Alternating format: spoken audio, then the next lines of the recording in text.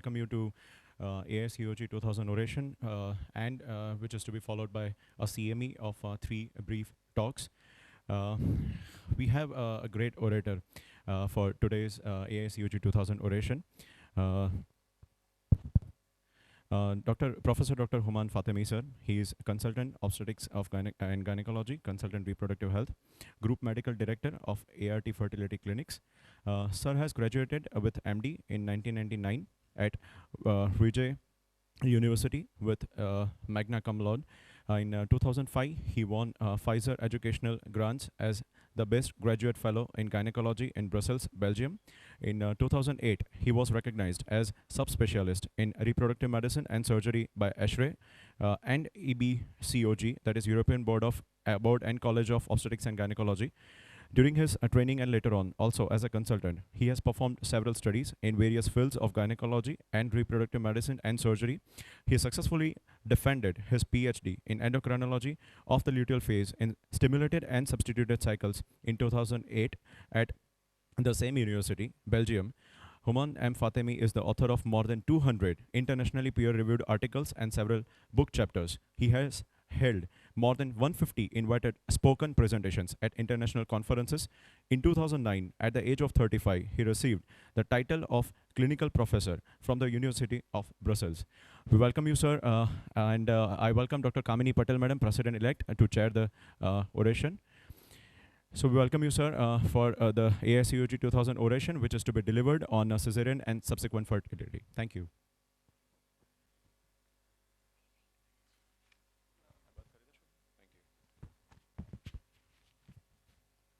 So, Ahmedabad Obstetrics and Gynecological Society feels honored and has pleasure to award AICOG 2000 Oration for the year 2021-22 to Professor Dr. Fatemi sir, date 13th March 2022 Sunday, subject Cesarean and subsequent fertility, from team AOGS 21-22. Thank you. Thank you.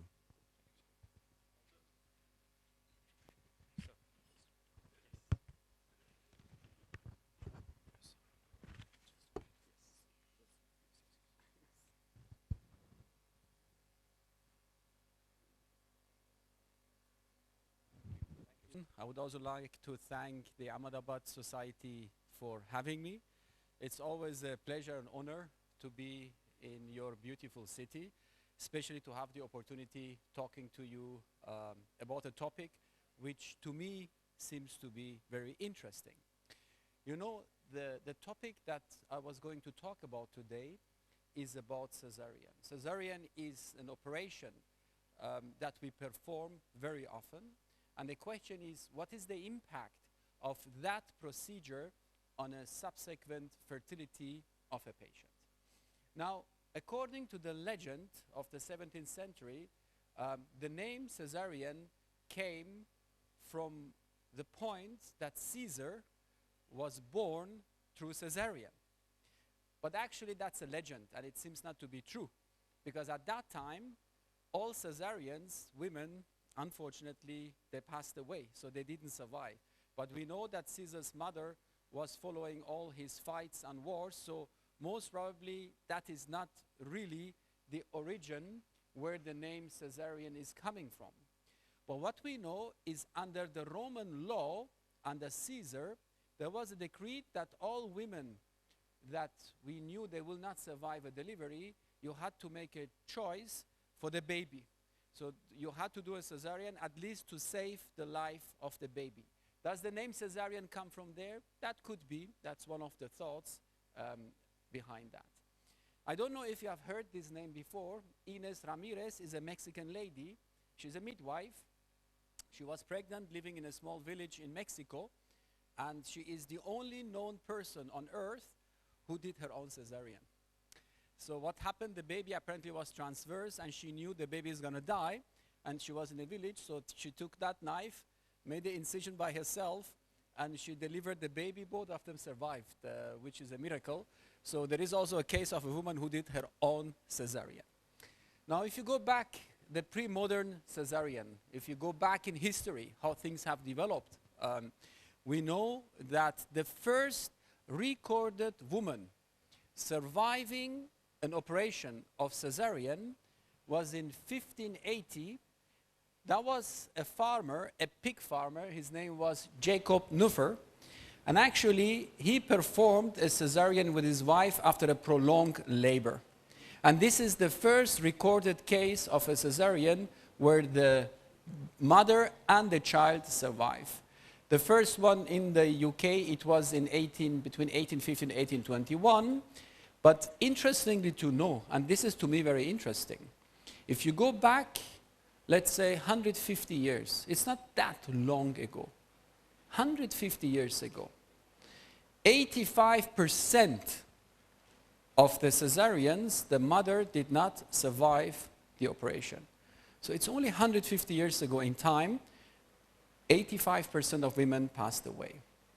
Now, the first modern, let's call it modern cesarean, which was performed, it was in 1881 by a German gynecologist called Ferdinand Adolf Kehrer. And at that time, it was a transverse incision of the uterus.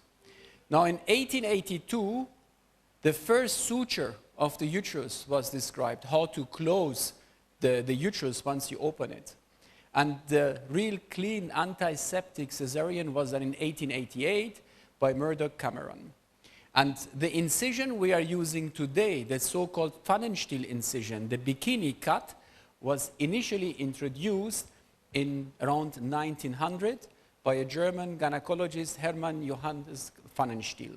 So this is the first time that the so-called bikini cut was described.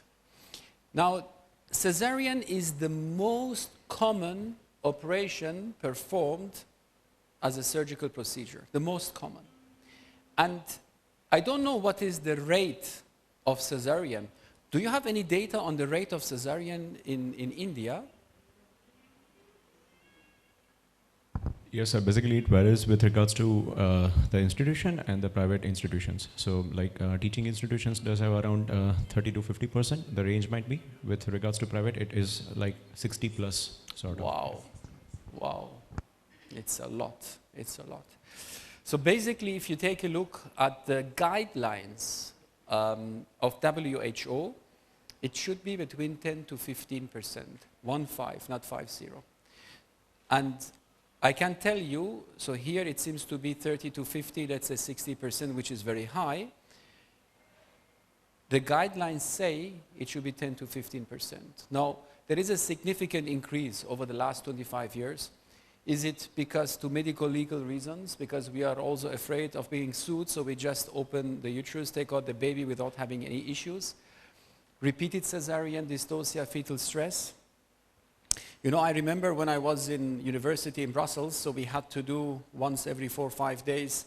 I was working on the unit of reproductive medicine, so it was a huge unit of reproductive medicine, but we had also to do supervision, guard nights at night for the obstetrical ward. So there were maybe 7, 8 doctors working there. We had to supervise them. So we had all these monitors monitoring the babies. And of course, you have worked the whole day, and then you have to sit the whole night watching the monitor. Okay, now you have to do this or to do that.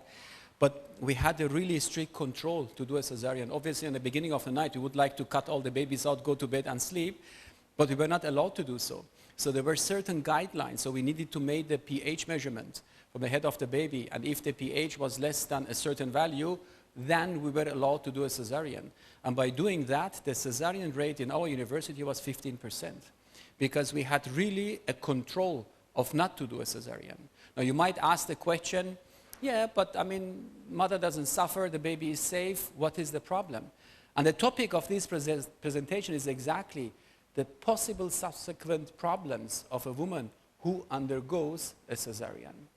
Now, you see the prevalence, obviously, I think India is such a huge country, so you cannot say that the country has the same number, but there are countries more than 30%, most probably India belongs also to these countries with a high prevalence of cesarean.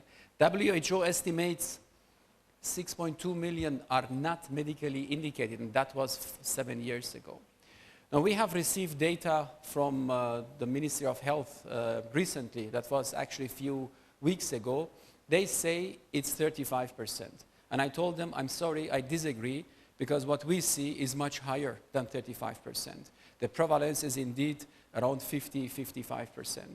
Now, in some journals published in the UAE, they say 42%, but I think we all agree the prevalence of cesarean is very high, and it's getting more, for various reasons, as we have seen. And if you take a look at this study, I think this study describes beautifully what's happening. So basically, this is the prevalence of the first cesarean delivery. This is the prevalence of vaginal birth after the first cesarean. So even if a woman has a first cesarean, we could try a second one vaginally, but we don't. So what we do, we have less and less second vaginal deliveries after a cesarean. So you have to add this and add this together. This is what's coming out. So basically, the prevalence of cesarean worldwide is increasing significantly. Now, what is the problem that we see in our field as gynecologists with a subspecialty of reproductive medicine is this. And this is a picture I took from one of our patients. You see, she has a severe isthmusal here. And you might say, this is exceptional, I don't see that. I can tell you, I see this every day, every day. Every single day we see something like this. And I took some pictures as to show you. So basically there is a significant isthmusal. The glands here, they produce mucus, and this is not blood, this is really mucus. And this mucus obviously is entering the uterine cavity, and it makes it almost impossible for an embryo to implant. And also if you take a look at the myometrium, look how thin the myometrium is. So you can imagine that this myometrium, when there is some traction, even if she would get pregnant, there is a high risk of a rupture. Another picture, as you can see, a huge defect. Now, what happens when you have cesarean, possible complications? You can have hematoma, bladder flap, subfascial hematoma, uterine disorders, uterine rupture. These are things which can happen acute during a cesarean. But what we should not neglect, that there are also chronic complications of cesarean. This is something niche or isthmusal. And this is something which is becoming more and more prevalent, more and more present with patients who have had cesarean. I'm going to focus on that a little bit more. Obviously, you can also create abdominal wall endometriosis because the endometrial cells might migrate, and if it is not correctly closed, it might also have abdominal endometriosis. And we have seen also a lot of ectopic pregnancies, cesarean pregnancies. So there are short-term and long-term complications of cesarean. But I'm going to focus now on the impact on fertility after a cesarean. So you see, this is what you can see if you don't have a complete closure of the uterine cavity. Obviously, there are other complications, as you can see, which are linked to cesarean. But this is not what I want to focus on. I want to focus on something which is linked more to what we do in the field of IVF. You know that the human endometrium, the uterus, is only receptive for 2 days during a whole month. So if you have a cycle of 28 days, let's say you have a cycle of 28 days. During these 28 days, the uterus accepts an embryo only during 48 hours. So if you have the most perfect embryo and you put back that embryo in a uterine cavity outside the so-called window of implantation, that patient will not become pregnant. This embryo would implant anywhere. It could implant in the tube, on the ovary, on the bladder, anywhere. But the endometrium would reject it. So the endometrium is a very hostile place for an embryo to be in, except these 2 days. So only during 2 days, the uterus is receptive, endometrium is receptive.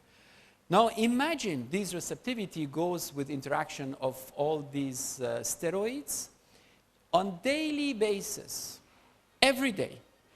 If you have a pathologist who specializes in endometrium, he or she will be able to tell you the changes in the endometrium on a daily basis. So if you take a look, all these factors, these are the days of the cycle. You see every day you have changes of the histological findings of the endometrium.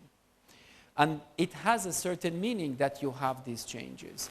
Now these are data from 1950s, but I can tell you even today, these data are still valid.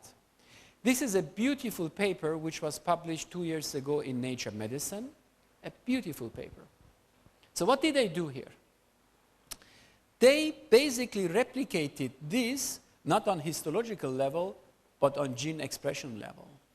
So what they found is that basically, this is upregulated genes.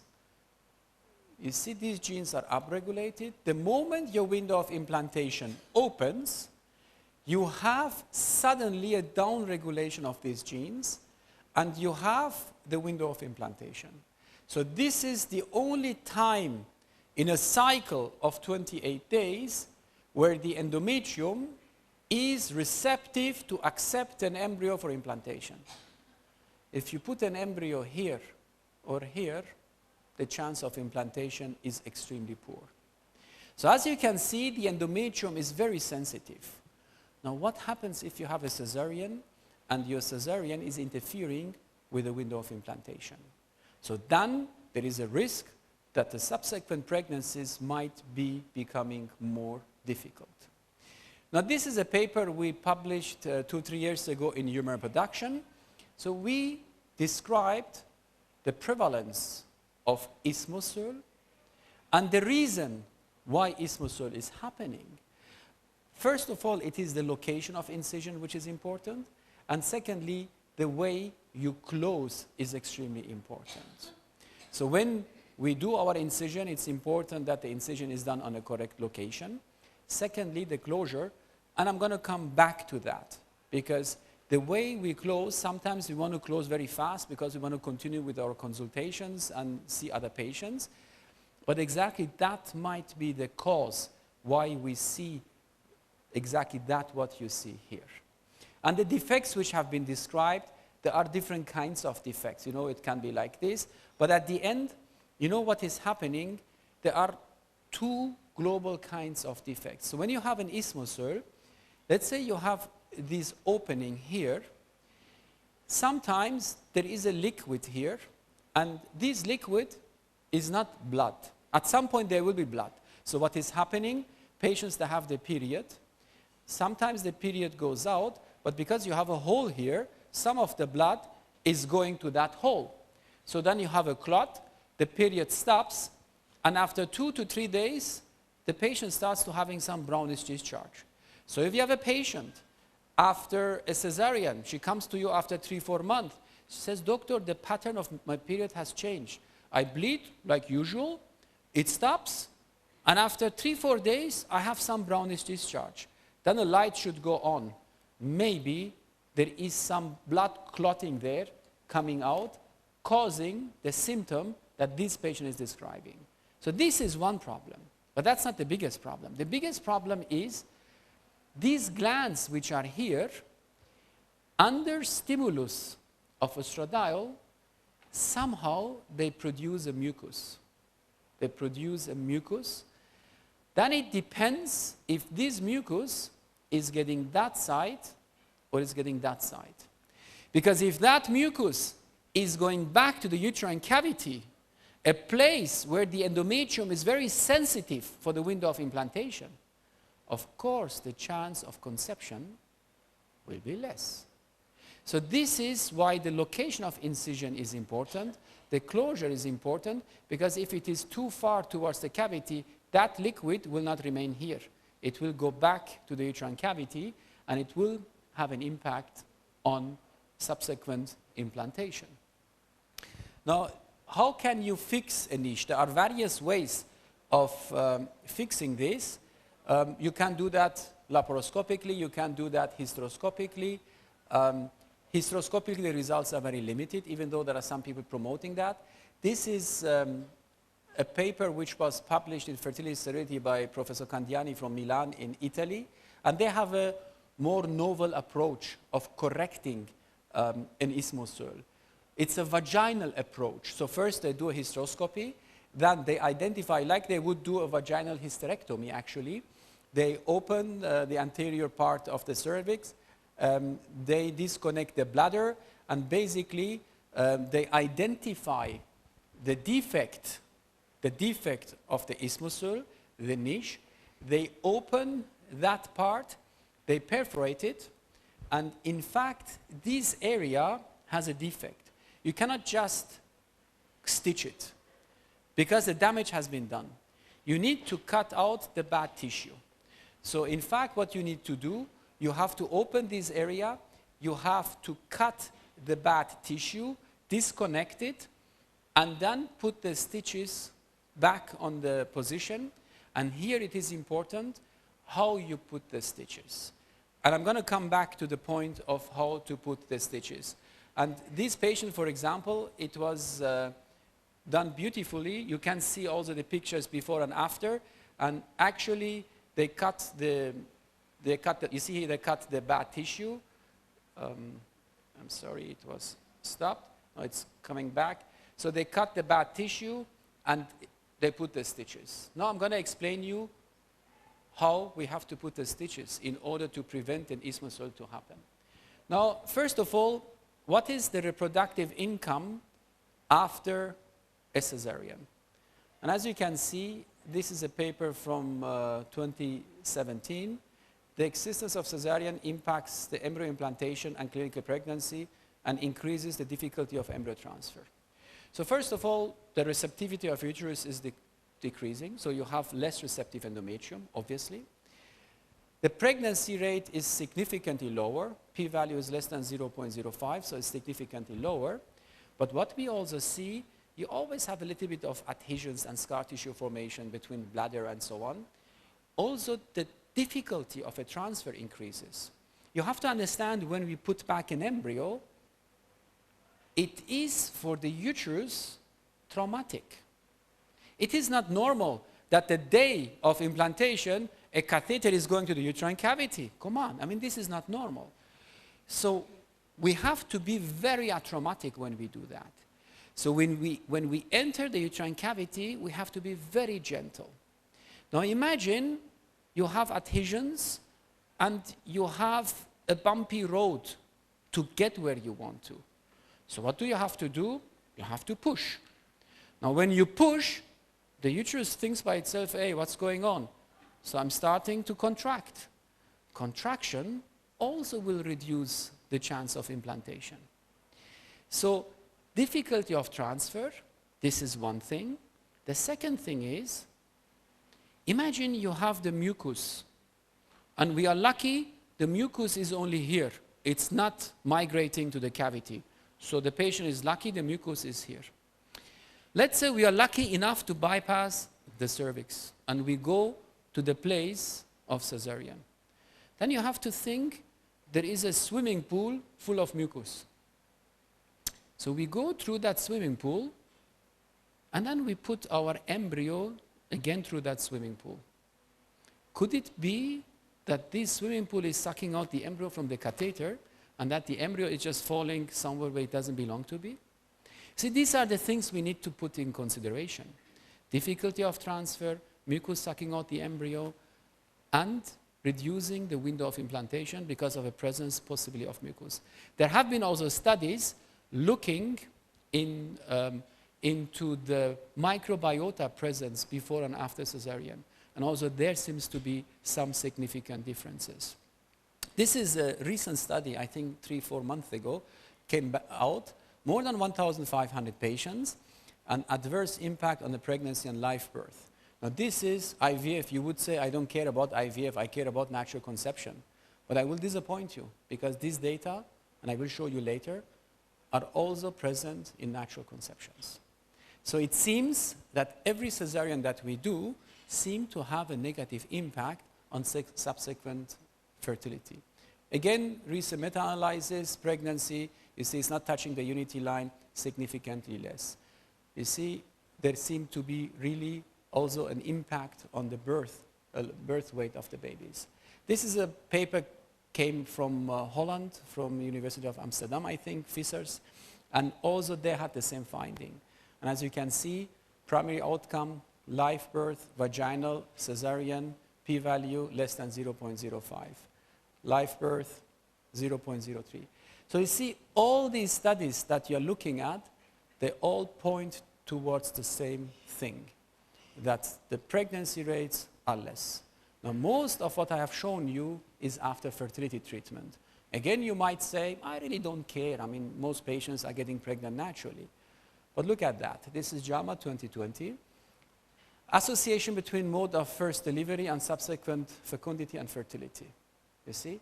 And if you take a look at vaginal and cesarean, I think it's very clear. The chance of conception also naturally is significantly less. Now, looking into the factors that we can do to avoid these things of happening. First of all, I think we should ask us twice a question. Are we really going to go and do cesarean with that patient? Is it really necessary? Or can she deliver vaginally? If we understand this data. The second thing is, okay, we have to do a cesarean. There is no other option. But then, how do we put our sutures? How do we close the uterine cavity? And here, the technique is very important. You see, you can put one stitch very fast, but then what is happening, you have your myometrium and you have your decidua. But what happens once you have closed this, then you leave a defect behind. You leave a defect behind. And that is exactly the hole where the blood is going to. This is the hole where the mucus is coming, and. And this is not what we want, because this is how you can create a niche. So with one stitch in the myometrium, the problem is not solved. What can we do?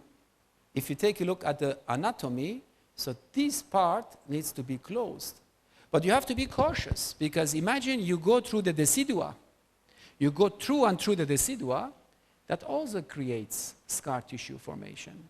So the art is to go here and close it without perforating completely the decidua. This is the way to close a uterine cavity. So you see, you close basically in two layers. You do one layer, but you don't perforate completely. You just stay outside the decidua, but you go in it, and a second layer to close the uterus. This is the way you can avoid a niche formation. Again, different ways of demonstrating how to suture that. Now, single versus double layer, obviously with a double layer, you have significantly thicker myometrium. So that is the way to go, going with a double layer. But it's not only the layer which is important. Also, continuous locked versus unlocked sutures. We know that continuous locked suture is associated with larger defect. So if you go through and you lock, you have more defect. Single layer locked is also not good.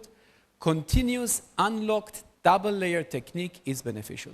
Continuous unlocked double layer. So I think if we can conclude from what we have seen, we can agree that most studies report that fertility is reduced after cesarean. And I'm not speaking on fertility for IVF patients or IUI patients. I'm speaking of general fertility and fecundity in natural conception and IVF conception. The technique of incision is important. The location of incision is important. The suturing technique is even more important. I think you have seen that we have to put suture in a double layer. We don't have to go through the decidua, but you have to go into the decidua, but don't perforate completely the decidua. Unlocked, and a second layer unlocked. And we know that physicians should be taking all these factors in consideration before taking the decision of going for a cesarean section. Thank you very much for your attention.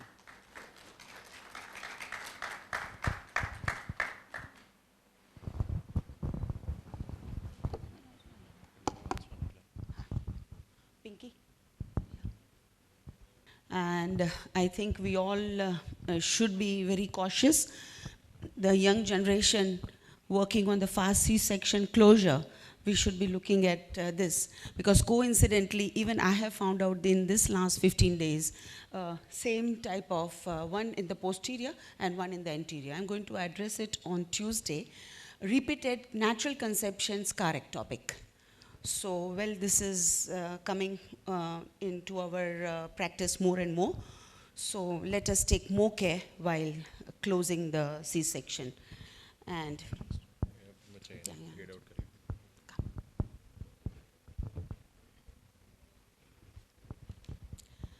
so we are honored. Ahmedabad OB-Gynec Society we are honored and having the pleasure to award AICOG 2000 Oration for the year 21-22 for Professor Fatemi, dated on 13th March, Sunday. The subject is Cesarean and subsequent fertility. Team AOGS. Thank you very much. Thank you.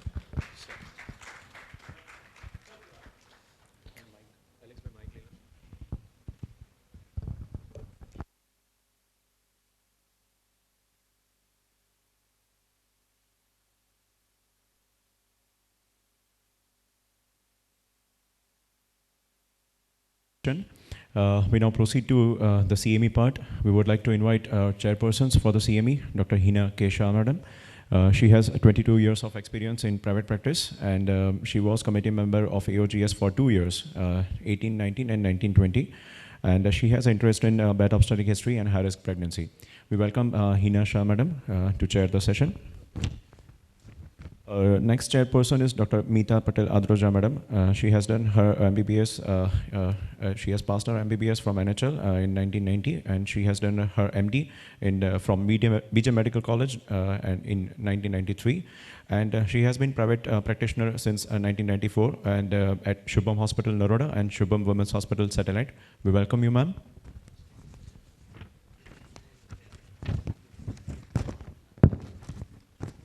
Our third chairperson is Dr. Pragnesh Shah, sir, MD FICOG, Gynec Laparoscopic Surgeon. He has been organizing secretary for AICOG 2017, Foxy Recognized Basic and Advanced Laparoscopic Training Center, and 6 months of a Foxy ICOG fellowship at Ahmedabad since many years at Jyoti Hospital and Minimum Invasive Surgery Center. He has been executive board member, Indian College of Obstetrics and Gynecology, and Indian Association of Gynec Endoscopy. He was past president of Ahmedabad OB&GY Society, past Foxy Endoscopy Committee chairperson as well. He was organizing chairperson of IAG 2007 annual IAG conference at Ahmedabad. As a faculty in last 20 years at AICOG, Foxy and IAG conferences. He has contributed many chapters in Gynec Endoscopy books and Foxy Focus, published many articles in Gynec Endoscopy journals, Endovision 2010 National Conference of Foxy Endoscopy Committee on February 2010 with the theme of establishing standards in Gynec Endoscopy in India. We welcome all the three esteemed chairpersons to proceed with CME. Thank you.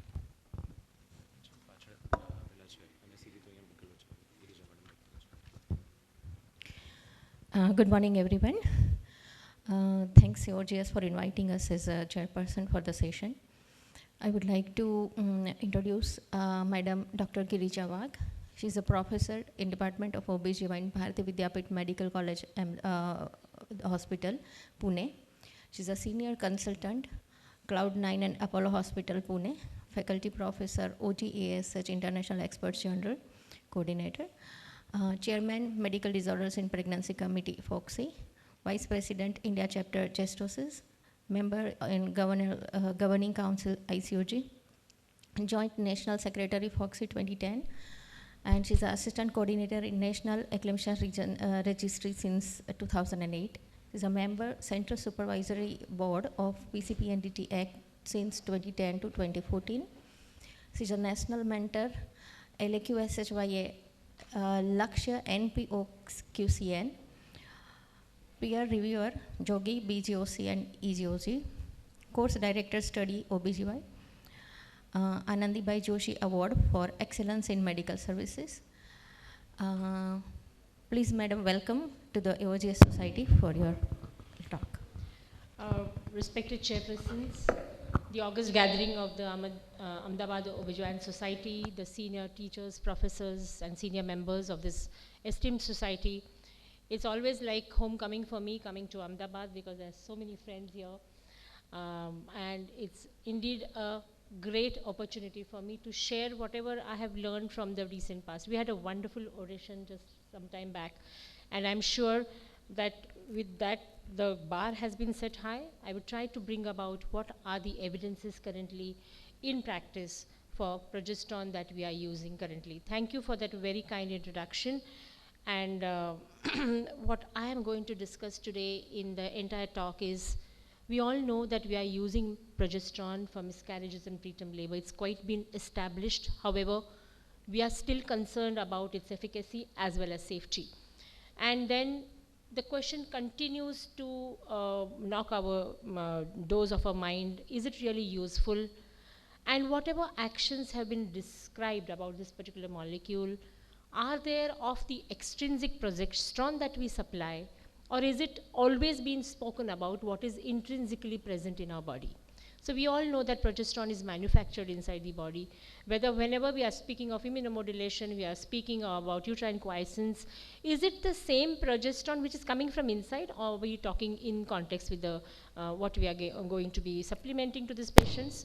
And of course, there is a rampant use of progesterone in our country and in our practices for the simple reason that we have an immense fear about preterm births and miscarriages, because if you look at the global incidence, India happens to have, if you decide to compare, for example, the incidence of miscarriages, globally the WHO says 10 to 15% pregnancies would miscarry, while all the Indian statistics tell us about 30 to 35%. And the preterm labor quantum, nearly 1/4 of it is contributed by India. And therefore, naturally in our practices, we want to do something for our patients, and we write progesterone. So we all know progesterone in its early pregnancy is responsible for bringing about implantation, and therefore it's one of those go-to molecules also in our infertility practices, or whenever we have done ovulation induction, or when the patient comes for threatened miscarriages. Because it is known to maintain pregnancy, and later on it is also known to regulate the HCG-driven placental progesterone production. And we also know that it's responsible for endometrial maturation, stabilization, implantation, regulation of inflammatory medias to create adequate positive immune response in early pregnancy, preventing pregnancy loss. So when we look at the incidences, somehow if you look at the human pregnancy, it seems to be quite inefficient, because quite a few of them are lost even before diagnosis. And many a times now, many women, and for that matter even we, tend to do very, very early diagnosis of pregnancy, and therefore we identify them in their very early phases, and therefore probably we are identifying even miscarriages quite commonly. Around 70% of conception are known to be lost, and once a woman has had a positive pregnancy, a 12% risk of having a miscarriage is what is seen in usually a clinical pregnancy. So if you look at the good clinical practice recommendations, about 10 to 15% of clinically recognizable pregnancies result in spontaneous miscarriages. Increase in this number of miscarriages would lead to increase in the rate of subsequent miscarriages, and that is what we have learned through our understanding about recurrent pregnancy losses. So if there is 13 to 17% after first miscarriages, 55% possibility would be there after the third miscarriages. So spontaneous loss of 3 or more consecutive pregnancies before 20 weeks of gestation is the WHO guideline. But today we all know that even after 2 miscarriages, we start investigating, evaluating, and being a little proactive. Inadequate secretion of endogenous progesterone in early pregnancy has been linked as one of the etiological factors for recurrent losses, and pregnancy complicated by bleeding before 20 weeks of gestation is something which is quite a commonality, and we cannot just sit there tweaking our fingers, we have to write them something. So if plasma progesterone levels are normal, endometrium can still be progesterone deficient due to receptor abnormalities. And later Lal showed that in endometrium of 25% of women with recurrent miscarriages, spatial expression of progesterone receptors is different from that in normal pregnancies. And there can be a huge amount of heterogeneous pathogenesis, which could be multifactorial, complex, and many of our standard investigative protocols fail to specify. And then we are still fighting with the definitions of these unknown conditions, such as blighted ovum, ectopic pregnancies, molar pregnancies, stillbirths. In the urban parts of our country, many a times patients want to ask a question, why this happened, and then we would land up doing their karyotyping or maybe even microarrays. And then that gives us certain answers. There are a lot of rare things, or there are a lot of abnormalities which have been found, and we have been learning for quite nearly a century now. 65% of them would be because of abnormalities. And then naturally this question comes to our mind, if we have so many factors, lifestyle, infection, hormonal, metabolic, nutritional factors, genetic, maternal and paternal age factors leading to reproductive failure, are we really justified in writing progesterone as a therapy? Because there's so many other reasons why it would cause. So socioeconomic, from nutritional to habitat to occupation to personal hygiene to physical chemical exposures, environmental bursters, behavioral and biological issues, many possible reasons of miscarriages are not extensively evaluated, and many of them still are not diagnosed. And therefore, pregnancy depends on underlying cause of pregnancy loss and number of losses. It's associated with high emotional stress and financial costs, not only to the couple, but also to the practitioner doctor. And the risk increases with female age and number of previous miscarriages, and patients and physicians, therefore, can be encouraged by overall good prognosis, as even after 4 consecutive losses, patient has more than 60 to 65% chance of carrying her next pregnancy to term. And therefore, naturally, all of us would attribute to it probably because of the reasons that we are giving her proper care or maybe giving her progesterone supplementation. Because threatened miscarriages is another challenge, and we all know that probably is it a clue that there's going to be something wrong in future. Maybe a previa or an abruption or an adherent placenta, a need of a cesarean section, PROMs, preterm births, fetal growth restriction, and stillbirths. So link between deficiency of progesterone and inadequate immunoregulation also has been established based on the fact that progesterone is used for regulation of cellular immunity, and especially it is a hormone for pregnancy, mediates uterine blood flow, uterine endothelial adaptation to pregnancy, and drop in progesterone is possibly one step that facilitates onset of labor. However, this is not very proactively seen in the human pregnancy, probably being a very highly evolved race than rest of the mammals. We are not able to identify that progesterone withdrawal in the human beings, which is in the maybe in the systemic circulation. Maybe it is possible at the level of the receptors or intracellular mediators, where it may get withdrawn, giving rise to the initiation of labor. Now, there has been a lot of understanding about the Th1, Th2 paradigm, where there has to be a balance between these pro-inflammatory and anti-inflammatory cytokines for a successful pregnancy to go on. And this particular balance, if it gets toppled, many a times it is identified to be the reason for early losses. And that is where we would like to place maybe progesterone as a wonderful anti-inflammatory immunomodulatory action. Now, potential link between the endocrine and the immune systems have been spoken about in progesterone, and we all are seeing now as the diseases are going by, as our understanding is going on, many of the adverse outcomes seem to be of pregnancy seem to be linked this way. And progesterone is found to be essential for maintenance because it is known to stimulate the production of PIBF, which induces the Th2 response and downregulates the NK activity, thus exerting an anti-abortive effect. And when we look at its linkage with the endocrine immune system, a normal progressing pregnancy would have more of positive cytokines, while miscarriages would have more of the Th1. So naturally, when we are writing progesterone, many a times prophylactically, many a times on some call as threatened miscarriages, many a times based on history, one question comes to our mind: is it really safe? Because that has become a challenge when we look at abnormalities. For example, congenital anomalies present with significant financial, social and moral issues, questions to the family and society, and they're difficult to rehabilitate. And it's been found that India especially has more than 1.7 million children born with birth defects every year, And this could be a reason due to in utero exposure to teratogenic agents, infections, and maybe non-genetic acquired anomalies presenting at birth. And fetal response and susceptibility to such agents are variable, and the effects depend on the type, timing, and duration of this exposure. So we are well aware of the critical periods in human development where teratogenesis may cause significant congenital anomalies during the period of 3 to 8 weeks of fetal life, which is stage of tissue and organ formation. And fetal safety data of the drugs used in early pregnancy therefore is important. And this is actually the time period when we are prescribing progesterone quite often to our patients.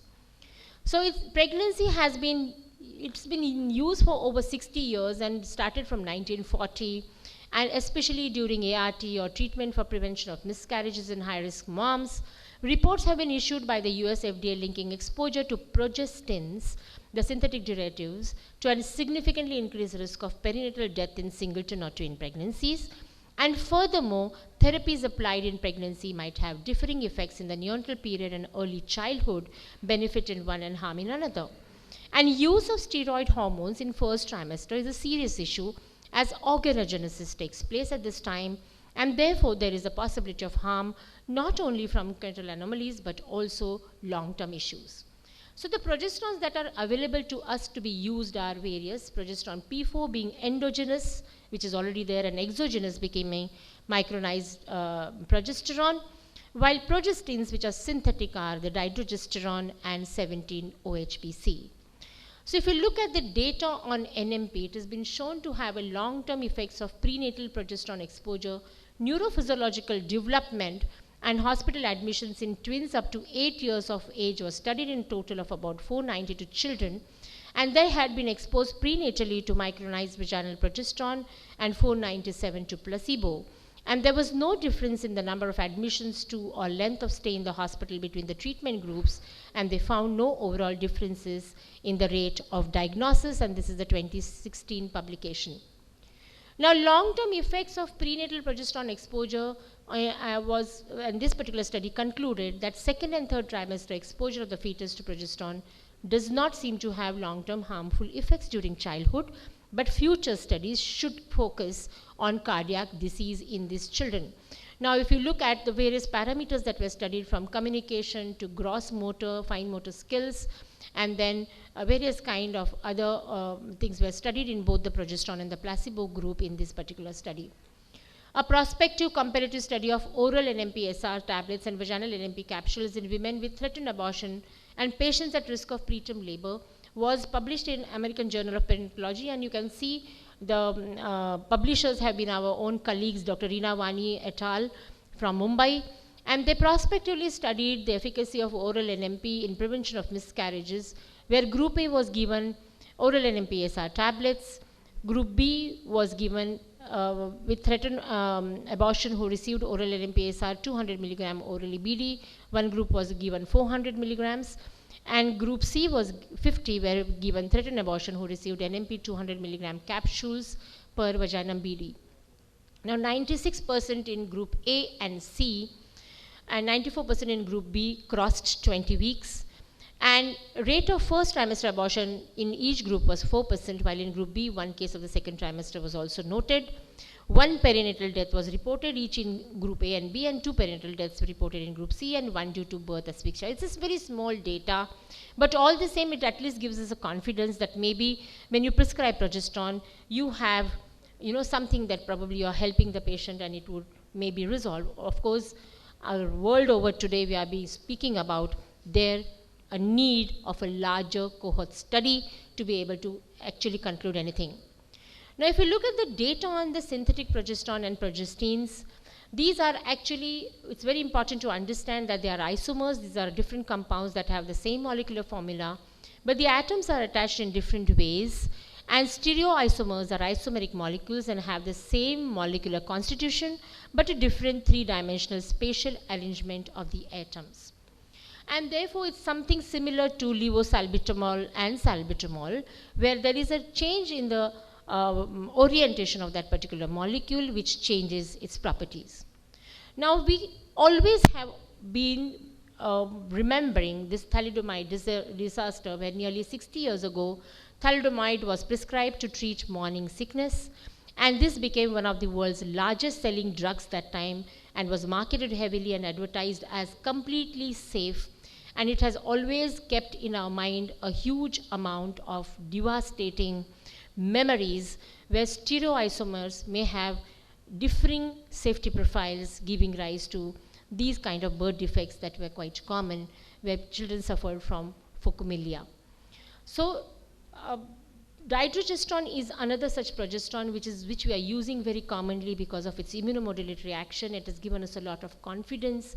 But then we have to be aware that it is a stereoisomer of progesterone with a methyl group at carbon 10 in alpha orientation rather than the beta orientation, and a hydrogen at carbon 9 in the beta orientation rather than at the alpha orientation, which makes it a stereoisomer. And there have been studies where early pregnancy dydrogesterone supplementation mimicking LPD support in ART patients did not provoke major reproductive disorders in pregnant mice and their progeny. And these exposed offsprings grew normally, were fertile, showed no reproductive abnormalities with the exception of an altered spermiogram in the male progeny. Notably, DG shifted the sex ratio in favor of female progeny. Even though our data may be reassuring for the use of DG in ART patients, the detrimental effects of spermatogenesis in mice warrants further investigation and may be a reason for caution for routine supplementation in early pregnancy, mentions this International Journal of Molecular Science publication of 2021. And the impact of this oral intake of dydrogesterone on fetal heart development during pregnancy was found in a population-based case control study from Gaza Strip, examined data of 202 children with congenital heart disease, and they observed an approximately 3 times higher risk of CHDs in infants of mothers exposed to dydrogesterone in early pregnancy, who received a dosage of 10 milligram oral twice daily for the first 12 weeks of gestation. And systematic review and meta-analysis were conducted on all observational cohort RCTs and case control studies that address the effect of DYD on congenital malformations, and overall risk of major malformations in the offspring of women exposed to DYD was higher than that of the control population.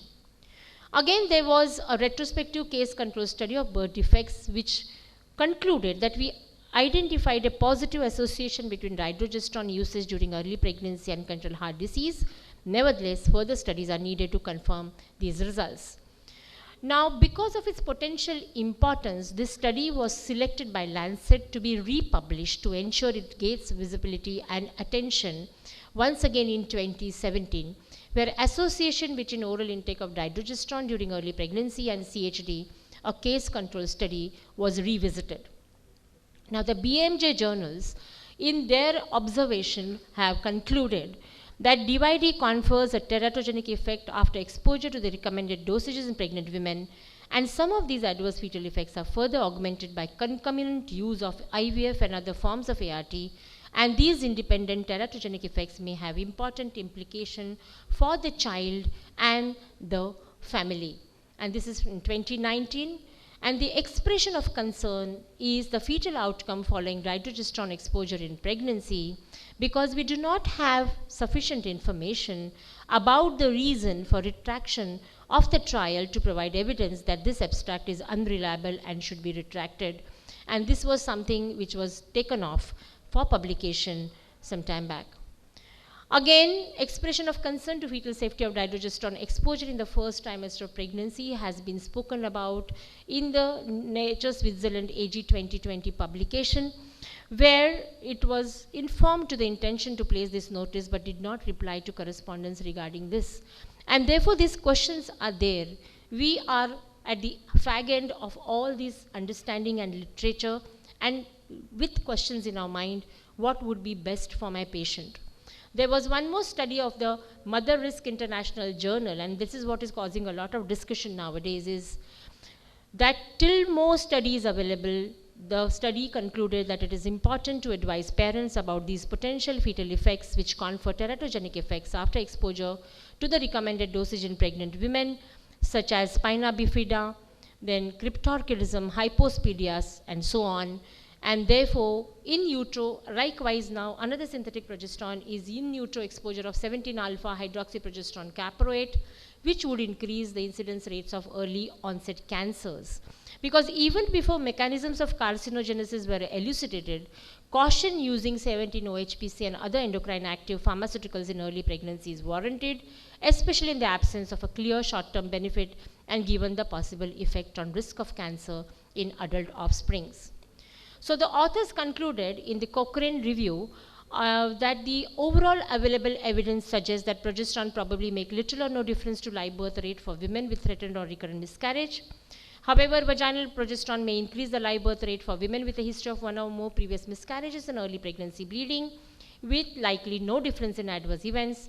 There is still uncertainty about the effectiveness and safety of alternative progesterone treatments for threatened and recurrent miscarriages. So in summary, we have to consider the various approvals that are there for both the drugs which we are commonly using in all our practices. Each one of us does it. We have to understand certain approvals. The US FDA and the EMA have approved the NMP, while the dydrogesterone approval has been withdrawn. And the 2021 Cochrane review speaks about uncertainty of safety and efficacy. And pregnancy category TGA Australia says NMP is awarded a category A, while dydrogesterone standalone drug is not available. So finally, we are all committed to safe motherhood, which encompasses a series of initiatives, practices, protocols, service delivery guidelines designed to ensure that women receive high quality gynecological, family planning, prenatal, delivery and postpartum care in order to achieve optimal health for the mother, fetus and the infant during pregnancy, childbirth, postpartum, and then longer generations to come. With this, I conclude my talk with a take-home message: be rational, be choosy, and be safe. Thank you for giving me this opportunity and calling me here. Wonderful, madam. Very comprehensive lecture you have taken. But just I want to ask that in all cases that you have described about miscarriages and prevention of premature labor, how long in first 3 months and how much in rest of the antenatal period? Initially plain progesterone and then alternative progesterone should be given, the duration? Again, there are no strict guidelines about it, but we can use our own individualization for the case. For example, if a patient has had recurrent losses or early preterm births, then in that case we can use the parameter of the cervical length assessment. Currently, the FIGO and the, many of the organizations say that you do a transvaginal sonography at 16 weeks of gestation. And if you find that the cervix is short, you can continue the progesterone till 28 to 29 weeks of pregnancy. But if you find, and you can't, if you are not able, for example, all our patients may not come at 16 weeks. The WHO says you can do it at 18 to 19 weeks when you're doing the TIFA scan. Look at the cervical length. And if it is found to be short, then you can continue giving the progesterone. But if the cervical length is optimal, because most of the placental formation, the second wave gets concluded by 16 weeks. In that case, if the cervix is normal in length, then you may consider withdrawing the progesterone. After 12 weeks. Yeah, but there are no clear-cut guidelines which would say. So I see that in practice, whenever we have spoken to experienced people, they have usually taken on the progesterone till 24 weeks. And the rationale explained is, because if you look at the Williams textbook of obstetrics, which we were using and we continue to use now, it had mentioned very early, that was the first time a mention was made, that if the cervix is less than 25 mm at 24 weeks of gestation, that would be a risk factor for preterm birth. This is what we have all learned. So many of them said that, okay, then let's continue till 24 weeks of gestation. But sir, there are, I'll tell you experiences. No, why I'm saying, if cervical length is normal, but if at all there is a history of previous miscarriage or premature birth, then people continue giving like chana mamra. So I think there needs to be some guidelines. There has to be a guideline, and I agree to you, because currently if you look at the ICP that is happening, intrahepatic cholestasis of pregnancy, while all of us were experiencing that it would happen after 34 weeks or 36 weeks of pregnancy. And today in our practices we are seeing it as early as 26 weeks, 27 weeks. So question naturally comes to our mind, is it only obesity or the Asian ethnicity, or is it because of progesterone that we are giving so very, we are flowing it many a times out of insecurity?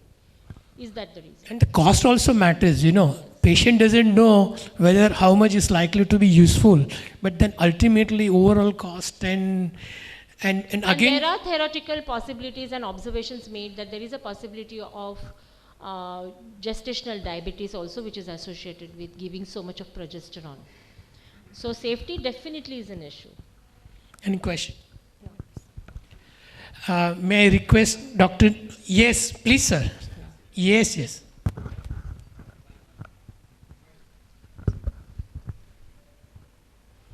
Thank you. First of all, congratulations. A beautiful lecture. I was following it. Thank you. Very well done. Congratulations. I was reviewing a paper last week for a very good journal about the safety of diprogesterone, 15,000 children. Now, I've rejected that paper because it had a couple of issues, but the point was exactly what you say. There is a risk of having cardiac issues with babies. On that paper, it will not be published in that journal, but it will be published most probably in other journals confirming exactly your findings. But there is another point which is, I think, also important to be added. There is a beautiful paper published by Marie Helgrave from University of Copenhagen in Denmark. It's a paper from 2015, where they describe that too much progesterone administration, as you correctly mentioned, this is the phase where all the organs are being built. They described a significantly higher risk of cancer formation on the children. So the children who are exposed to too much progesterone in the beginning of a pregnancy, they seem to have significantly higher risk of developing leukemia. And I think this is also an important issue that we have to add to the fact that we should not overtreat patients with especially synthetic progesterone, other kind of progesterone that we are administering. Because, sir, I came across the same study that you are saying, and there was a review article which mentioned that 17-OHPC definitely has to go off because of this particular challenge that we are having. And as practitioners, we keep on tweaking between, what's going to be convenient for the patient, what is going to give safety. While I had one patient who was actually an Indian, but she is actually a UK citizen. She was pregnant. Today we confirmed her clinically confirmed pregnancy of 6 weeks. She used to have a little bit of threatened bleeding and all that. And I discussed across the table that these are the things that we do in our country. And she immediately called her doctor in UK, and the doctor said, see, it just has a 30% efficacy, you're not supposed to take anything. Next day, she came with full-blown miscarriage. Now, naturally, we are definitely worried because we have huge inacceptability many a times of miscarriages, things going wrong. We believe that this is her last chance, and especially so in India, sir, currently. Many women are choosing to get pregnant later in life. On the other hand, we have a huge concern about dropping ovarian reserve, because POF is very common in Indian women nowadays, that's our observation. And probably that drives us to keep on pushing progesterone. But yes, we have to be now a little aware about all this. At least after 12 weeks of pregnancy, there is enough intrinsic progesterone. So I think we have to look at the side effects of progesterone also. But sir, again I'll tell you, when you say 12 weeks now, then people will say let's continue till 14 to 16 weeks, because it's a takeover period. Right. So gradually you take over. Yeah, very true. Wonderful. Wonderful, madam. You have very nicely given scientific review of literature of different progesterone and the safety part, that we take it blanket that it is safe. Please understand, this is what the core reality is, and we must follow the guidelines, and we should be doing scientific review of literature before prescribing and continuing. Thank you very much, madam. Coming way from Pune, best of luck. It's not way from, it's just 45 minutes. No, that is your greatness, madam. Thank you so much being with us and traveling. Excuse me, I have one question. Yeah. Excellent presentation. What is your opinion about injectable micronized progesterone and oral? No. See, many times, when there is implantation failure, patient is not happy taking either vaginal or oral, then we may consider giving her injectable. And then there is a belief, there are small studies which are saying that giving injectable, maybe because of its assurance and compliance, is showing better efficacy. So we have Kundan here as an ART specialist, then we usually shift to, you know, the water-based, it's less painful and maybe better efficacious. And then we also feel that maybe it's a less dose, so it will have lesser adverse effects. So, but madam, there are no large studies, that is the problem with, maybe because there are multifactorial issues which are involved. And about oral? Oral, yeah, because now there are various formulations. There's a capsular formulation, there's a sustained release formulation. All of them profess that it gets released in the enteric lymphatic circulation, similar to the vaginal lymphatic circulation. So, and they have shown good efficacy and good levels, that achieving a typical mid-luteal effective level. So they may be useful. Our experience only teaches us all of these things. Thank you so much, madam. May I request Dr. Niruben, our past AOGS president, to felicitate madam for her contribution and educating our AOGS. Come, please.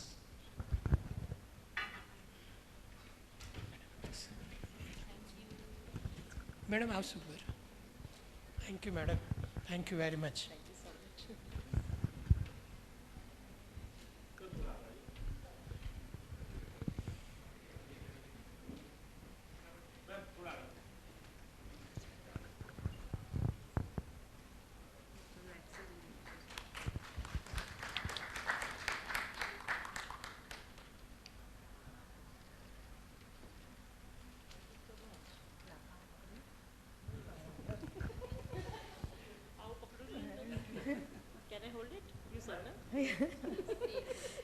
Thank you, madam.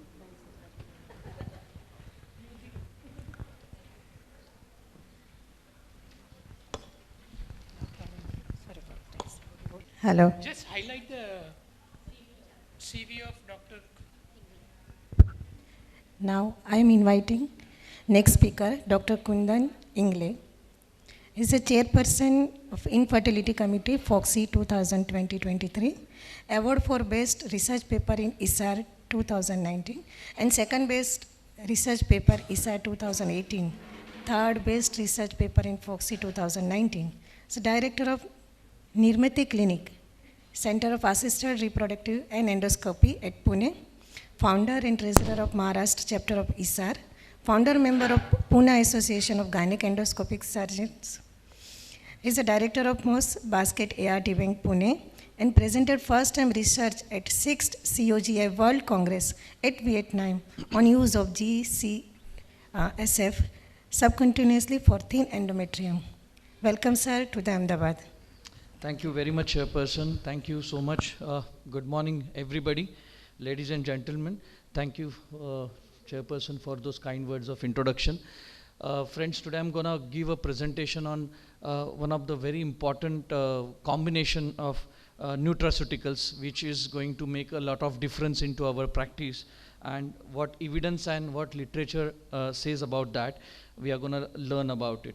So the very important topic, I think a lot of papers we are seeing since last 3 years, that there is some very important and major role of microbiota into female reproductive tract.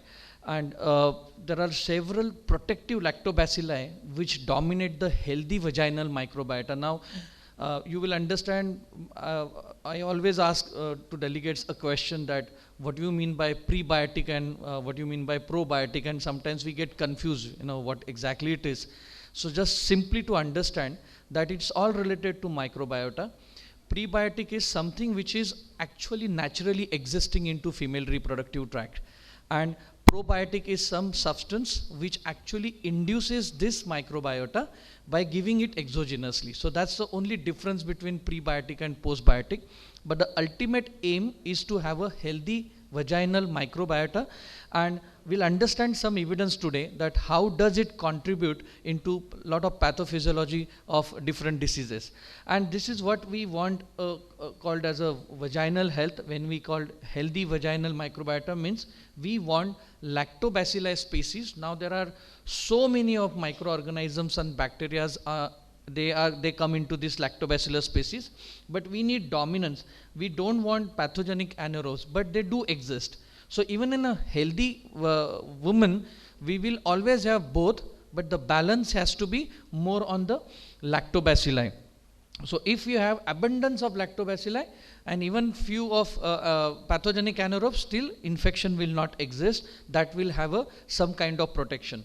Now let us understand in a reproductive tract where exactly and what percentage we have this lactobacillus. So we start from this cornual end. Now this is upper genital tract. So at the cornual end, if you look at it, the percentage is only 1.69% of total lactobacillus species. So very, very less at cornu. Now when it goes to endometrium level, then we see a lot of lactobacillus, which is contributing to 30.6%. So major is contributed by lactobacillus. And then we have Acinetobacter, then we have Pseudomonas, then we have Spingobium. So some other percentage is contributed by this. Now when we go to the lower tract where posterior fornix, cervical canal and vagina, majority is almost 97 to 99% is contributed by lactobacillus, and that's our lower genital tract. And that's very, very important because it is one of the very important barrier for upper tract to protect from the external environment. And that's why it is kind of a guarding door for a female reproductive tract.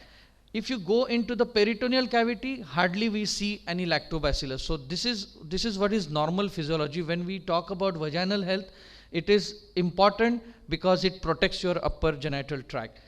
So let us see, why do we need these lactobacillus? So ultimately what we need is pH maintenance. Now what is good for a woman's health is a lower pH, which is acidic pH. So as it is low, like 4 or 4.5, it is going to be good protective.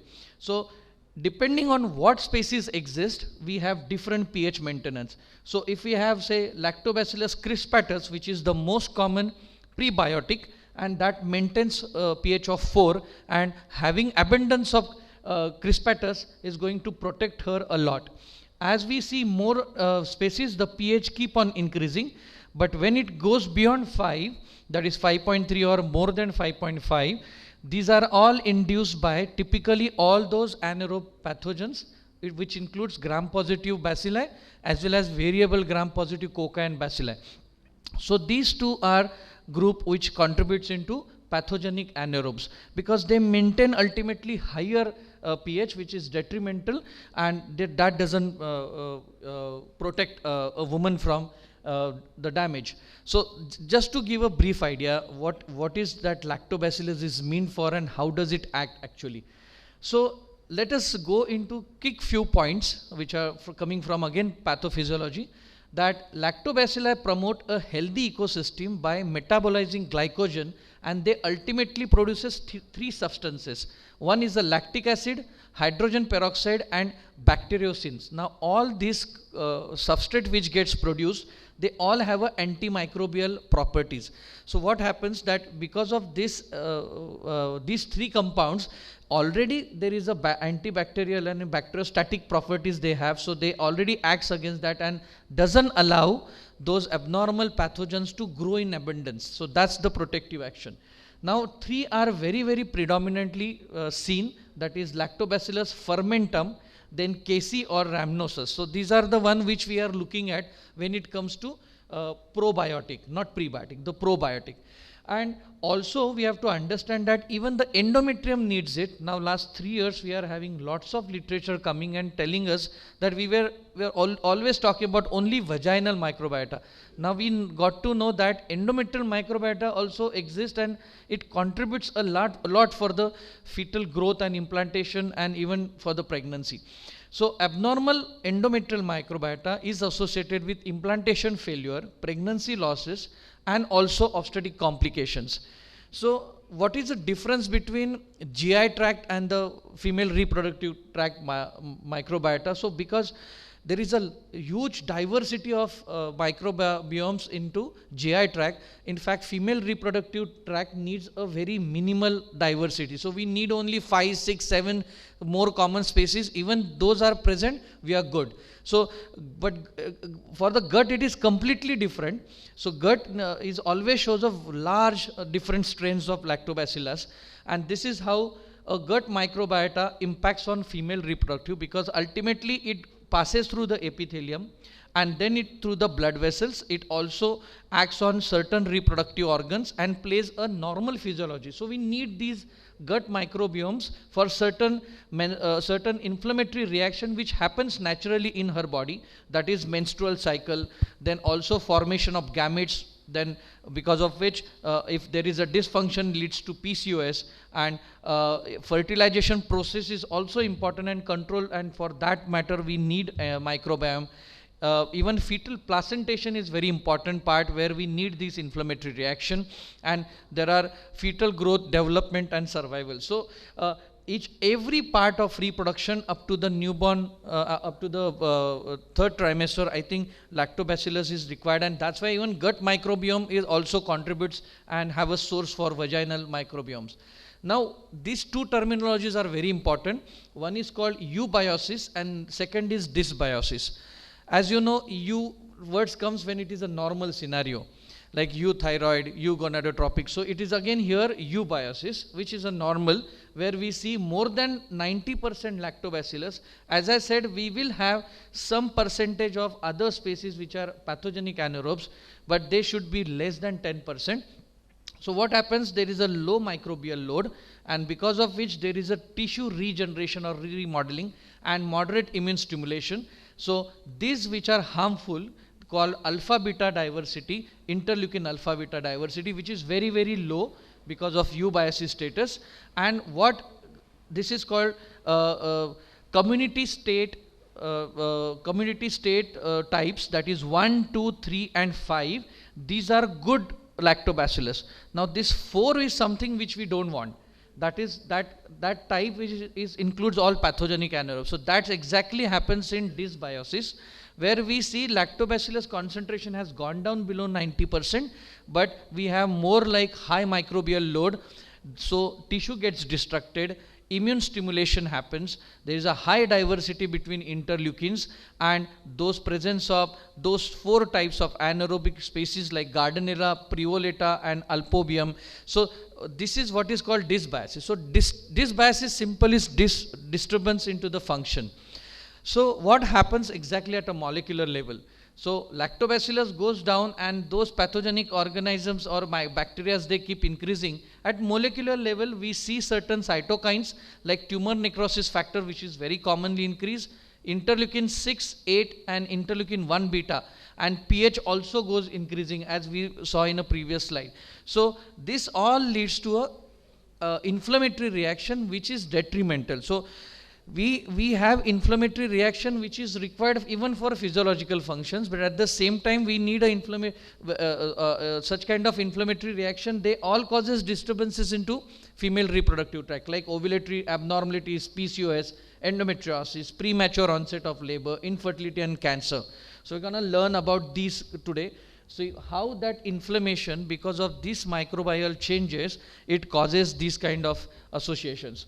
Now this was a study in 2020 which documented when they selected polycystic ovarian syndrome patients and they assessed vaginal microbiome, then they realized that Mycoplasma and Prevotella, which are anaerobes, pathogenic anaerobes, they were higher in these patients, especially PCOS selected patients.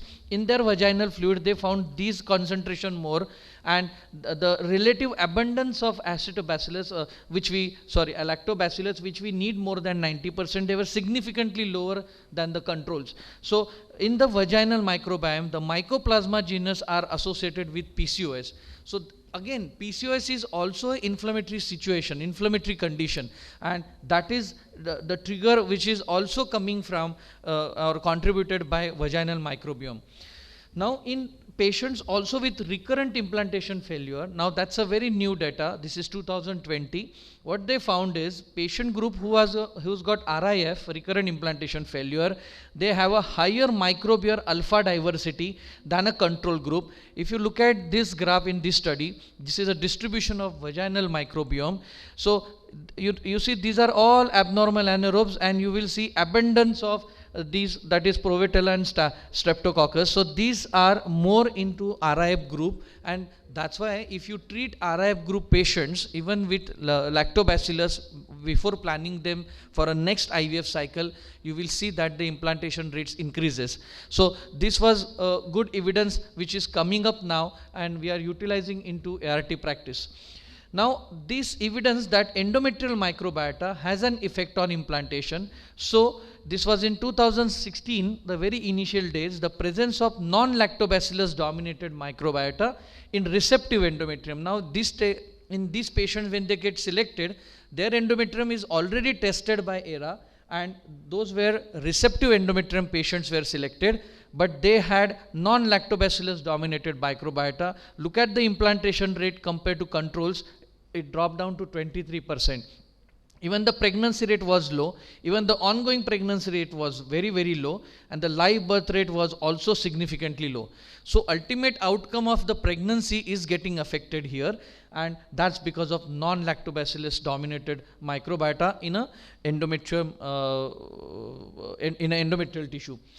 Now, in endometriosis, how does it plays a role? So, both ways, there are two theories that even gut dysbiosis and endometrial dysbiosis both contributes in formation of endometriosis. Ultimately, there is a disruption of estrogen metabolism, because of which there is a hyperestrogenemia, and also endometrial dysbiosis leading to inflammation, and because of which we commonly see that patients have a lower implantation rate in a endometrium, in endometriosis patient because of this, and that coming from that dysbiosis in those patients, those are seen. So endometriosis, hyperplasia, metabolic syndrome and endometrial cancer, all these four conditions, these are the two mechanisms which are responsible. Now again it is documented that pelvic inflammation which is induced by endometriosis, they cause formation of adhesion and scarring, so it's gonna alter the tubo-ovarian relation, and even it decreases the level of progesterone, so it impairs the endometrium function, and that's why we see a lot of decrease in the implantation rate in endometriosis patient. Even there are a lot of cytokines which are produced, they influence the oocyte quality, so ultimately fertilization rate it gets affected, and that's why in endometriosis we always talk about it, that downregulate the patient, reduce the inflammatory reaction so that we get a better oocytes, we get a better implantation rate, and that's all coming from these dysbiosis present into endometrium. So even PID cases where chlamydia trachomatis and Neisseria gonorrhea, which are common organism sins, the abnormal genital microenvironment, they are actually facilitating the acquaintance of pathogen.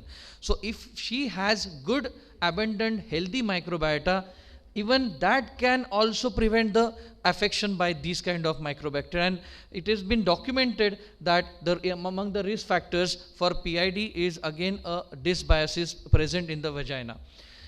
If that dysbiosis persists in pregnancy, then actually it leads to miscarriages. These are the complications which are associated during pregnancy, that is miscarriage, preterm labor, PPROM and PROM. Lot of recent studies are coming in saying that very important role, where we never used to have an answer why the PROM happened, and we always used to say that yes, probably secondary to the infection, but from where this second infection has come. So it is a affected microbiota which is actually allowing those bacteria to grow there and causing these kind of complications, and that leads to low birth weight and even the neonatal and post-abortal sepsis. Again, we talk about bacterial vaginosis, which is, it's profoundly affect all the phases of woman's life, whichever phase she is, even during pregnancy, during fertilization, even starting or at the end of the pregnancy. And that typically we see in bacterial vaginosis is a biofilm which is formed on the endometrium, and cultures they yield Gardnerella vaginalis and mixture of many bacteria like Prevotella and Porphyromonas, Mobiluncus, and Mycoplasma. These are the isolate generally in bacterial vaginosis. We get it on a cultures. Now, gram staining of vaginal fluid from women with BV shows loss of gram-positive rods, which are the lactobacillus species, and they are replaced with the pathogenic anaerobes. So there are two theories why bacterial vaginosis comes in or exists. One is called lactobacillus depletion model. So these are the few things which are the risk factors for depletion. So if there is a sexual infection, if there is an infected partner, if there is a vaginal douching frequently, if there is a IUD insertion, endometriosis, PCOS medical condition existing in the body, antibiotics, one of the very common. So what they do, these kind of risk factors, they decrease this H2O2 producing lactobacilli, and that's why there is a entry of anaerobic bacterial pathogens which leads to bacterial pathogens. A second theory says that there is a primary pathogen model where there is a overgrowth of these bacterial pathogens, though the lactobacillus are present, but they are displaced because of overgrowth of them, and then bacterial vaginosis. So these are the two proposed theories for bacterial vaginosis. But I think now we have good evidence that lactobacillus depletion model is one of the commonest reason for getting bacterial vaginosis. Preterm labor, lactobacillus depletion and greater abundance of Gardnerella has been found, and they've even found higher abundance of Gardnerella and ureoplasma, which has become a risk factor for preterm labor. And when it was studied, again, this was not a very red line evidence, because they found that there is lot of ethnic differentiation. This kind of picture which was present even in African women and white women, but in American women, they did not show this kind of situation, did not show any preterm birth risk, but in white women definitely there was higher risk of preterm labor. So again, this ethnicity differentiation is definitely exists when it comes to preterm labor, but again it is associated with lack of lactobacilli. Again, PPRM, as I was saying, the recent studies are coming. They have also documented that reduced lactobacillus abundance is linked to emergence of high-risk vaginal microbiota, which actually happening close to the membrane rupture. And increased rates of chorioamnionitis and early onset neonatal sepsis are associated with this biases, because another very important thing which we'll discuss in the next slide is that any lactobacillus which is present in vagina, it traverses from vagina to the cervical canal and endometrium, and actually it prevents entry of pathogens from vagina to the uterus. So that is what is the mechanism of action. But exactly that's what happens in dysbiosis, and that's why even in PROM patients we get ascending infection fast, and chances of chorioamnionitis is very, very high. So, as we discussed in the initial slide, these three compounds which are produced by lactobacilli, and they are actually antimicrobial activity, and this was, I was talking that vagina, they travel through cervical canal into the uterus, and they prevent the entry of these anaerobe pathogens. So ultimately it protects to the upper genital tract. Now these are the few modulation of endometrial dysbiosis. Now because there are many papers which have shown this is working well, this is maintaining this pH. So this combination has been designed, which I feel it's covering a major literature evidence that these lactobacillus are actually needs to be there in abundant, and this was all this particular exogenously administered lactobacilli species. They reduce the vaginal pH to maintain a favorable acidic environment. Now lactoferrin is one compound which even this task was given to me today to speak on, and some information about lactoferrin just to understand the basic, that is it a good molecule, is it going to help us. So these four parts or four effects this lactoferrin. Now we know lactoferrin, which is a glycoprotein which is attached to the iron molecule, so that is in a circulation which do exist, and lactoferrin is present in many body fluids. So it has got an immunological effect, it has got an anti-carcinogenic effects, it has got a regenerative effects, and it has got an antimicrobial effects also. So these are four varieties by which it acts, and it also has got some kind of immunological property. Let us understand how does it happens. So basically, as Dr. Girija has mentioned about TH1 and TH2 balance what is required. So that, to maintain that, lactoferrin plays a very important role. And also there are increased intestinal P40 interleukin 12 genes expressions, and there is an increased systemic immunity which is happening through lactoferrin, and also it activates T lymphocyte differentiation. So because of which there is a immunomodulatory action. We know that the primary role is to hide the free iron which is present in the circulation, and that's why it binds to iron molecule, and that's what we call lactoferrin. But also it has got bacterial lysis, inhibition of bacterial adhesion to the epithelial cells, and inhibition of entry into the host cells by facultative or obligate intracellular bacteria through competitive binding to the host cells. So it's basically promotes the growth of host beneficial bacteria with low iron requirement. So lactobacillus is the species which requires a very low iron, and because in presence of good lactoferrin we have abundant lactobacillus growth. So that's how it has got a kind of synergistic action when you give it along with mycobacterium, lactobacillus species. So ultimately this promotes the growth and diversity of intestinal microbiota also. There is an increased probiotic growth into the intestine, and also increased microbiota diversity which is required in the gut, because of which there are other factors which are correlated. So this is what happens in a diagrammatic form. In a healthy genital tract we have lactobacillus which is forming a biofilm on the vaginal epithelium, and this happens is vaginosis or bacterial vaginosis, where you have abundant interleukins, and those interleukins, especially gram negative anaerobes which are sitting on the vaginal epithelium and displacing normal lactobacilli, and they are causing abnormal inflammatory cytokines. Now when you give this particular combinations of lactobacillus and lactoferrin, that they decrease the pro-inflammatory cytokines by lactoferrin and restoration of healthy microbiota, so that biofilm, the interleukins goes down, there is relative less anaerobes pathogens and more of lactobacillus forming a fill and protect. So this is also, remember, lactoferrin is a iron binding molecule.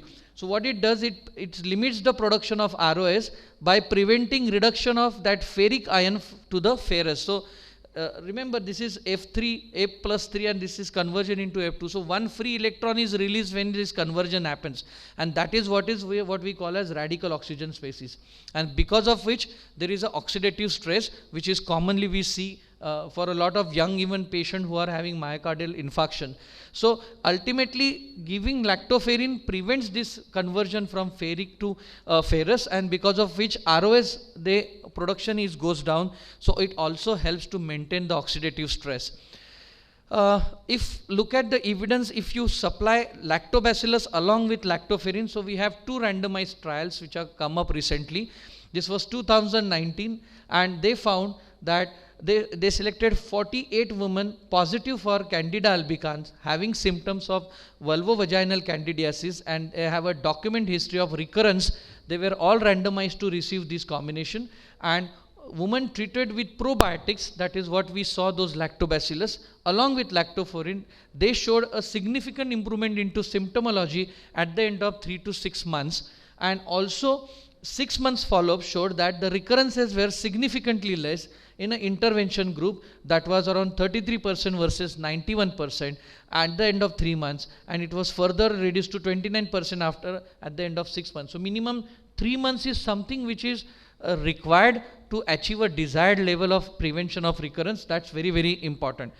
Another randomized controlled trial in the same year, where as we know, metronidazole is a important molecule to be given for any bacterial vaginitis. So along with metronidazole, if you add probiotics and lactoferrins, that is group 1 patient, and group 2 patient only received metronidazole and placebo, the results showed that symptoms, especially discharge and itching, even the Nugent core, which we utilize to diagnose bacterial vaginosis, and recurrence, they were significantly improved by probiotic mixture in association with lactoferrin. So these were the 2 randomized control trials, though we had many other trials, but as we always say that either we have to have a placebo control trial or a randomized prospective trial, which actually gives you a desired effect or probably gives us a proper evidence that whether it's going to work or no.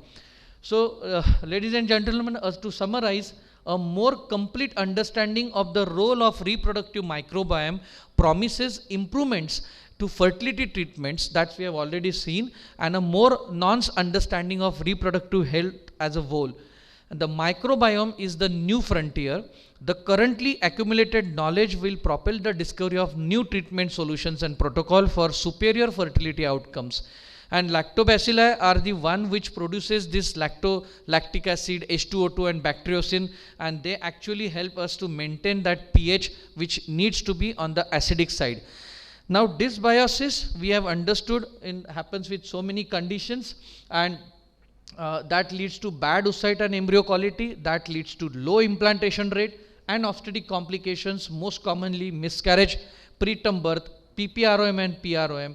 And these mandates us probably in future to think that shall we start giving supplementation of lactobacillus before infertility treatment, so right before she gets conception, and also during pregnancy, because we saw some evidence that obstetric complications are also known. This is what we are doing since last 2 years, that we are using lactobacillus supplementation for all our obstetric patients who are high-risk patients right now, because we haven't applied to the all spontaneous conceptions. We have only used it for infertility conceived patient, and we saw that, or we realized that the incidence of specifically preterm labor and PPRM has significantly gone down. We are giving it continuously to all of these patients till at least 36 to 37 weeks. And see, if it is an infection and we have to treat it with antibiotics, it is necessary to give twice a day, because we want immediate replacement for at least 10 to 15 days is minimum required. Then a maintenance dose that is once in a day, it will be enough. So then you can keep the patient on once in a day. Another thing which I found is that, again, it's a bacterial spores which ultimately gives rise to these species. So somewhere a temperature maintenance is very, very important, and generally it's recommended that these all molecules or these medicines needs to be stored at 2 to 8 degrees centigrade in a say normal refrigerator, and needs to be dispatched into the ice pack with ice packs, and patient also should maintain that temperature for their effectiveness. So that's one of my own experience, and I think it's makes a lot of literature is also there that these medication cannot be kept it at temperature what we faced it in our Indian land, that is little on the higher side. So thank you very much for that patient hearing. I hope I justified my topic. Wonderful presentation. Thank you, sir. Dr. Ingle, just I want to ask a question. Sure. As very correctly you have said that this needs to be kept at a place where the temperature maintenance and cold chain is very important. Yes. And it's expensive with the Indian scenario. What AICOG guidelines and ACOG says about routine prophylactic use of this before pregnancy and before starting a treatment for infertility? So what is their recommendation? Yes. That is what you, I don't think so. I did not come across their recommendation till now. No, overall, see, while you are taking a decision making, yes, we have to understand 3 very important points. Number 1 is the cold chain maintenance. Number 2, cost of the treatment that you recommend. Third is what scientific review of literature means, either ACOG or RCOG guidelines says that should it be used or not. So I'm just asking this. See, what I feel, let us understand this. It's looks like only problem for us is a selection of patients. We don't have kind of risk factor selection that, okay, we know this group of patient, if I give it, it's going to benefit them. Because we don't have tests where we can assess lactobacillus concentrations into the vaginal. Those kind of tests are not existing with our own Indian labs. So what happens, unless and until it becomes an empirical therapy in this case. So For example, those patients who has got a history of PROM, who's got a history of preterm birth, or a patient group who is always reporting to your OPD for a recurrent vaginal infections, which is not responding, probably frequent episodes. So probably these group of patients, or even a patient who is having recurrent implantation failure or even recurrent miscarriage. So I isolated these 6 group of patients who are known, we must utilize this group of patients right now at least, till we get more evidence. Because even I presented you a couple of studies which are randomized trials, but they are very small size studies. So we don't know, is it really, when it comes to larger size, it is going to tell us later. But these are all recent 2019 evidence, so we are still looking forward. But at this moment, looking at the literature or looking at the pathophysiology of lactobacillus concentration which are required, I think these 6 group of patients at least we must give it, so that probably this is going to help us, because that's what the evidence we have, that it is benefiting them. Especially for RI patients, we have very good evidence. For bacterial vaginosis, we have now, even Foxy has released one TOG where we have extensively studied a role of giving lactobacilli in bacterial vaginosis, even in infertility patients as well as in during pregnancy patients. And we have given that enough evidence into that TOG that yes, it is beneficial. So I think these 6 groups, if we at least target right now, so it will help us to decide. Used vaginally douche, or you are saying, or vaginal tablet or oral tablet? Right. And now there are different preparations which we will see. We see nowadays some has some few lactobacillus species, some has got 7-8 lactobacillus species, some has only 3. So the only thing what we need to understand, as I said, it all relates to your vaginal pH. So ultimately, if that is going to maintain the pH below 4, I think that works fantastic, because it doesn't matter. Now yes, it makes sense that vaginally if you give, it's going to replace it very quickly. That's very valid physiological point. But at the same time, it's not going to affect the gut microbiota. And that's why these medications, if you give orally, because you have advantage that you have a gut microbiota diversity, which also plays an important role into female genital tract eubiosis. That's why orally it's going to be more effective. But we have enough studies that even vaginal administration of lactobacillus quickly replace this lactobacillus. So that is also good. But one disadvantage here is that gut dysbiosis is probably getting missed if you use only vaginally. Okay. Yeah. Thank you, sir, for your informative lecture. Now I am inviting Dr. Alpesh Gandhi, sir, to felicitate Dr. Kundan, sir. Thank you very much.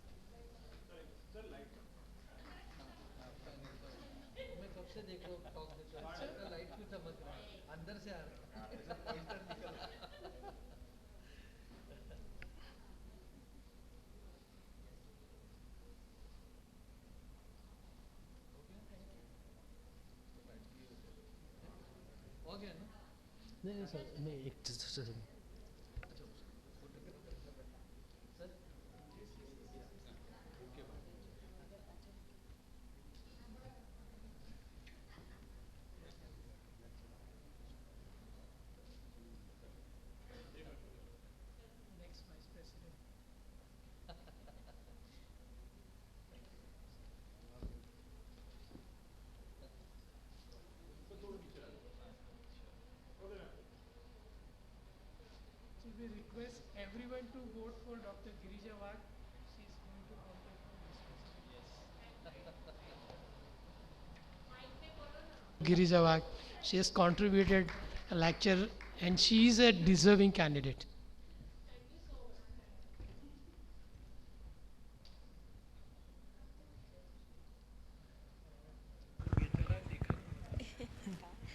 It's beyond 22 weeks. And what exactly one should be doing when you find fetal malformation. So let's learn what is new in MTP Act. And we are very much privileged to have our own Foxy president candidate talking with our family for a wonderful topic. Please, sir. Thank you, Dr. Pragnesh Shah, for kind words. Greetings from Statue of Unity, tallest statue of world, and we all are proud of that statue. Warm welcome all the delegates and wishing you a litigation-free practice. At the outset, I would like to thank Ahmedabad OBGYN Society and Dr. Jignesh and Dr. Munjal in particular for inviting me to share my views about the subject. We are invited to deliver this type of talk all over India, but when I deliver talk before our own audience, it's a matter of great pleasure. Medical Termination of Pregnancy Act, which was amended in 2003, then 2020, and now amended rule in 2021. What we should know is the topic. Usually I start my talk with this question, is it worth discussing? Yes, and if it is yes, then why? Because if we see this figure, worldwide 22 million unsafe abortions are performed each year, and in India 7 million abortions conducted annually. 50% of these estimated to be illegal, and rate of maternal death due to complication from unsafe abortion is almost 8%. And if we see the figure from Lancet, 44% of world's annual 227 million pregnancies are unintended, 56% end into abortion, 32% in unplanned birth, 12% in miscarriage, and unsafe abortions causes 8 to 11% of global maternal death and occur predominantly in low income and middle income countries where the most restrictive access policies are concentrated and socio-economic factors further affect the access. So with this background, we should know, and we gynecologists rank first as far as any medico-legal problems are concerned. That is why we should know what is the amended rule MTP 1971. Let us see this real happened case in city of Mumbai only. MTP was done, no sonography done before MTP. It ended into incomplete abortion and case was filed. Inference held by the court was MTP without sonography is as good as open heart surgery without angiography. But according to me, it was wrong interpretation on part of a court even. But unlucky on that gynecologist, compensation of 2.85 lakhs was awarded in favor of patient in this particular case. So question was asked, is sonography mandatory for MTP? So let us see one more case and then we will discuss. In this particular case, it was case for medical termination of pregnancy. Laminaria tent was used and bleeding was started, and ultimately it was diagnosed a case of cervical pregnancy and hysterectomy was done. So allegation was no consent was taken, sonography was not advised before termination of pregnancy, but inference held by the court was laminaria tent was used in this particular procedure. Tent is one of the accepted method. Sonography is a question of opinion. Hysterectomy was life-saving, and specimen not sent for histopathological examination is no negligence, and how much to rely upon expert evidence is up to the court, and difference of opinion doesn't amount to negligence. So we saw two cases. First case, it was decided against doctor when prior sonography was not done, and in this case, sonography was not done, but case was decided in favor of doctor. Doctor was not held liable for any negligence in this particular case. So, very important question, can prior sonography give guarantee not to have incomplete abortion? So, in first case, if case would have fought very nicely, then judgment would have been little different. But as far as our question is concerned, sonography not mandatory but advisable for MTP. So if you have not done sonography prior to a medical termination of pregnancy, it cannot be the ground for litigation. But if you have done, then it becomes a abundant caution and abundant evidence that you have taken utmost care of patient in any given situation. This is a very real case happened in our city only. And one of our gynecologists suffered a lot in this particular case where things went wrong. Let us see. In this particular case, couple visits gynecologist for termination of pregnancy. Following consent, MTP was done. It was case in 2003. Patient filed complaints against in-laws. There was quarrel in the family and she filed a complaint against in-law, and a complaint was lodged in 2004, and allegation was it was forceful abortion. Doctor was called as a witness in the court. Court asked certain records from the doctors about consent, etc. But for any reason, doctor couldn't produce those records in the court. So court order from the court only to arrest doctor, and he was arrested under section 312 of Indian Penal Code in city of Ahmedabad only. After 3 days, there had a compromise between the party. Case was withdrawn and doctor was free from the bar. So our own gynecologist friend from Ahmedabad was behind the bar for 3 days for this particular case. So very important question comes, can one be prosecuted under Indian Penal Code section 312 to 316? No. So it is very clearly mentioned in MTP Act 1971, notwithstanding anything contained in the Indian Penal Code, a registered medical practitioner shall not be guilty of any offence under that code or any other law for time being in force if any pregnancy is terminated by him in accordance with the provisions of this act. But here word accordance is very much important. So if you have terminated pregnancy in accordance with provision of 1971 MTP Act, then only you will have a shelter of umbrella in this particular case. So it is very important.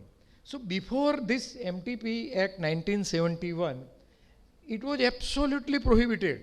Abortion in any way, it was very absolutely prohibited. No consideration for any circumstances whatsoever, and required or compelled the women to procure abortion is the presumption on part of law. So even today, if you do not practice MTP under MTP Act's provision, then you may be trial with all these Indian Penal Code sections. Abortion or induced miscarriage under purview of IPC section 312 to 316, both were considered guilty before MTP Act. Person performing abortion or causing miscarriage, or woman undergoing abortion, and excuses were only two: abortion done in good faith, and two in order to save life of patient. Then only exemption will be given. So as far as section 312 IPC is concerned, causing miscarriage with or without consent of pregnant patient, even if consent is taken, then also under section 312 of IPC, you are triable, and there is a provision of punishment of 3 to 7 years of imprisonment, and person causing miscarriage and pregnant woman both are considered guilty. As far as section 313 is concerned, causing miscarriage without consent of pregnant woman. So why I insist upon this consent? If you have done any MTP without consent of patient, then you will lose shelter of MTP Act's provision, and you may be tried under section 313, and there is a provision of 10 years imprisonment, and offender is person causing miscarriage. So it is a very serious matter to take valid consent as far as MTP is concerned. Section 314, act with the intent of causing miscarriage resulting in death of woman. Section 315, act with intent of causing death of unborn child or causing child to die after birth. And section 316, act to cause death of pregnant woman resulting in death of unborn child. So these are the provisions of section 312 to 316 Indian Penal Code. So with this background, we will discuss Medical Termination of Pregnancy Act. So previously, when abortion services were not legal, and when this MTP Act came into existence in 1971, but whole story started in 1966. Santilal Commission Committee was formed, and in that committee, 50% members were doctors, and other 50% were influenced by doctors. So this MTP Act was comparatively doctor friendly. And in those days, from Foxy also, there was representation in 1966, and Dr. Patwardhan sir was the member in that committee. So that committee gave a total bill, and in 1971 it was produced in Lok Sabha and it was passed. And in 1975 rules were framed, and then after this MTP Act came into existence. But three main points were considered in that particular bill and ultimately in the act. to liberalize provision of termination of pregnancy and to protect registered medical practitioner who perform abortion as per provision under this act. So, to protect registered medical practitioner who gives abortion services was the main aim of this MTP Act. So, it is doctor friendly, and to keep record of women undergoing MTP secret. So, three important words: to liberalize, to protect, and to keep it secret were the main aims and objective of this MTP Act. So, there are some provisions we all know. I will be very quick. As far as place where MTP can be conducted, any hospital established or maintained by government, or any place which is approved by government or district level committee. But conditions need to be satisfied under safe and hygienic condition. So all the abortion services should be under safe and hygienic condition. Person who can conduct MTP. Mandatory qualification, he should be recognized allopathic medical degree holder and registered with state medical council. It simply means other than allopathy graduation, no one can practice medical termination of pregnancy legally. And prescribed experience, and experience varies with the length of pregnancy. So, who can terminate pregnancy up to what gestational age is given? So, up to 12 weeks, if one has experience of assisting at least 25 MTPs, and he must have performed at least 5 MTPs in government hospital or in training institution approved by government, then he is entitled to go for termination of pregnancy up to 12 weeks. From 12 to 24 weeks of pregnancy, completion of 6 months of house surgery in OBGYN or experience of at least 1 year in OBGYN department at any hospital, then he can terminate pregnancy up to 24 weeks of pregnancy. But as far as our specialty is concerned, any postgraduate degree, diploma, DNB in OBGYN, he is entitled, and he or she has not to go for any further training, because experience or training gained during our curriculum of postgraduate degree, diploma or DNB, it is considered as a training, so no separate training is required. As far as indications, we know these are the grounds which were given in MTP Act. We know risk to life of pregnant woman, which it could be grave injury to her physical and mental health, risk of child where born physical or mental abnormality as to be seriously handicapped, risk pregnancy caused by rape, and it is considered as a grave injury to mental health of a woman. And one more indication is pregnancy due to failure of contraception method by male or female, and it is considered as an unwanted child presumed and a grave injury to mental health of woman. So with these 4 grounds, and we know this pregnancy caused by rape and pregnancy due to failure of contraception. So failure of contraception is the indication usually we go with in our form. So as far as this MTP Act and Santilal Committee is concerned, this indication was specifically introduced for our safety only. And in deciding the risk of injury to health, if we take a ground of physical danger to the health of mother, then at the time of deciding the injury to health, pregnant woman's actual or reasonable foreseeable environment is taken into consideration. As on today, she is fine, but if pregnancy is continued, then it could be detrimental to her physical health or mental health, then this indication can be considered as far as termination of pregnancy is concerned. But consent is very much important. I stress upon this again and again. So who can give consent? Any major patient who is mentally sound can give consent on her behalf. Nobody else can give consent on her behalf. So it is very clear, if patient is major, if patient is mentally sound, only and only consent of patient should be taken.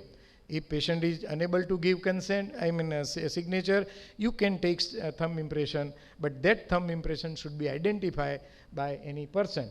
If patient is minor or if patient is mentally challenged, then consent of guardian is enough. Here word guardian is used, not legal guardian. And what is the guardian? Guardian simply word means person who guards. So anybody accompanying the patient is guardian in this sense, and anybody's signature will be enough. This is very prescribed form, that is form C, and consent is to be taken in this form only. You can take consent in other form also, but consent taken in other form cannot replace consent to be taken on form C, because it is very much mandatory, and this is very prescribed form. But here only she gives my consent to terminate my pregnancy. So other thing is not mentioned. And as far as consent in Indian context is concerned, then we should go with valid and informed consent. So we should inform consent, patient. Say for example, if you are going to go for surgical termination, that there is a chances of perforation or any other complication. So we should explain patient all these complication, and we should take consent in that form also. So that consent is also equally important. But that consent cannot replace this consent. So you will have to go for two consent. One consent in form C and other consent which usually we take in usual form. This is one more form of form C. When patient is minor, consent is to be taken by guardian. So instead of form C, can one take consent in usual manner as it is taken in other surgery?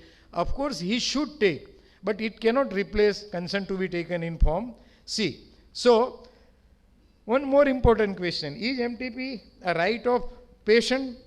Many a time these are the question many a times are asked. Can woman ask for MTP on demand? Does not fit in indication, if whichever indications are given in MTP Act 1971, if no indication is fit in this any given situation, even then can she demand for termination of pregnancy? Can she take ground of Article 21 of Constitution, right of life and personal liberty, and MTP is right, MTP a right of patient.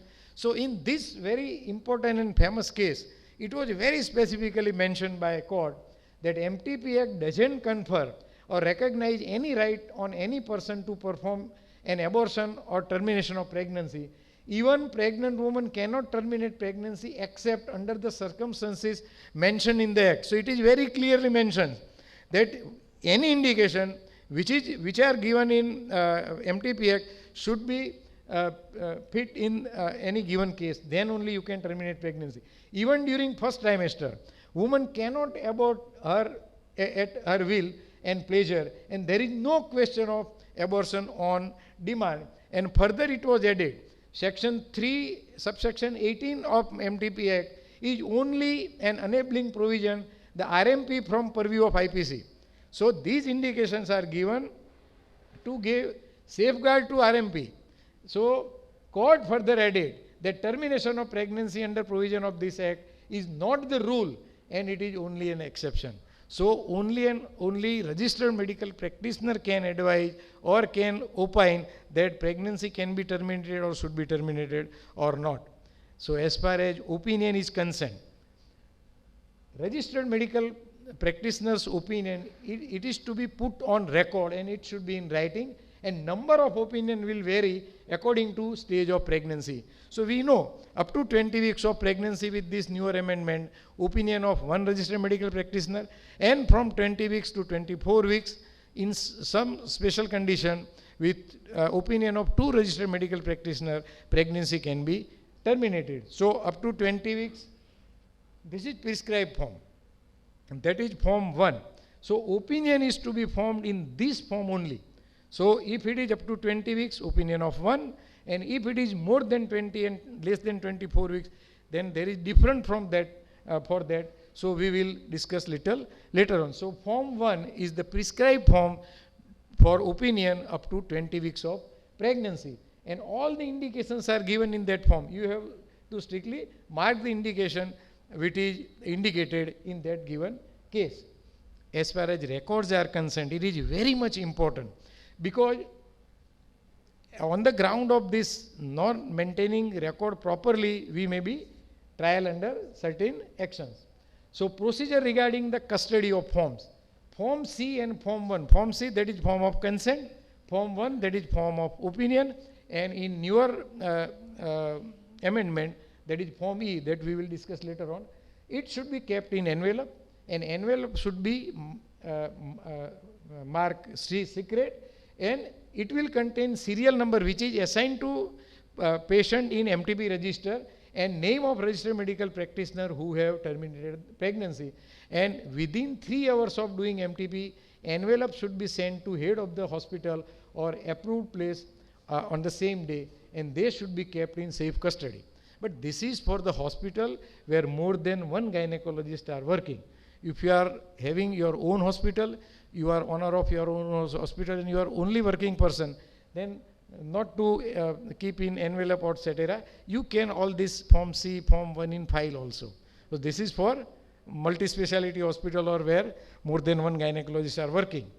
And at the end of month, in prescribed form, that is form 2, you will have to send all the records to CDMO in stipulated time.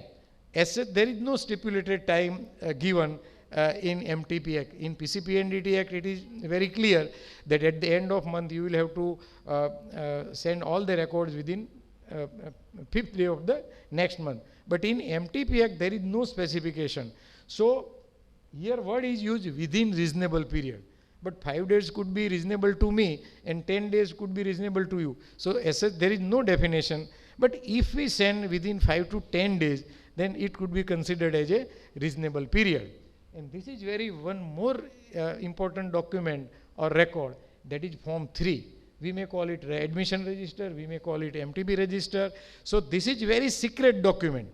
And as far as this MTP register is concerned, information therein to be strictly confidential, to be kept in custody of head of the hospital or owner of the approved place, cannot open for inspection except in 2 special conditions. This register is very secret, it cannot be open to anybody. There are only 2 conditions. One condition, if patient is working woman and if she asks for certificate for sanction of leave, then you will have to naturally open this certificate for information. But at the same time, when you give certificate, it should be given in seal cover, and to the employer, you will have to write one separate letter that cover containing the certificate. It is very secret document and you are requested to keep it secret. So your duty is to keep it secret. And one more condition is under authority of law. So any person who is authorized by law to inspect that register can be open. Otherwise, in other condition, that register cannot be open. Entry should be serially as per calendar year. So in this register, entry will be starting from month of January. So fresh serial number shall be started at the common amendment of each calendar year. So it is very clear. And this is very important. No entry of personal identity of any patient in case sheet, operation theatre register, follow-up card, any other document. So when you issue discharge certificate or discharge summary, there you have not to mention name of patient, but there you will mention number which is given in MTP register of the patient in discharge card, or if you are maintaining operation theatre register, in operation theatre register also. Number assigned should be given. No name of patient should be written in this register also. So this should be kept very confidential.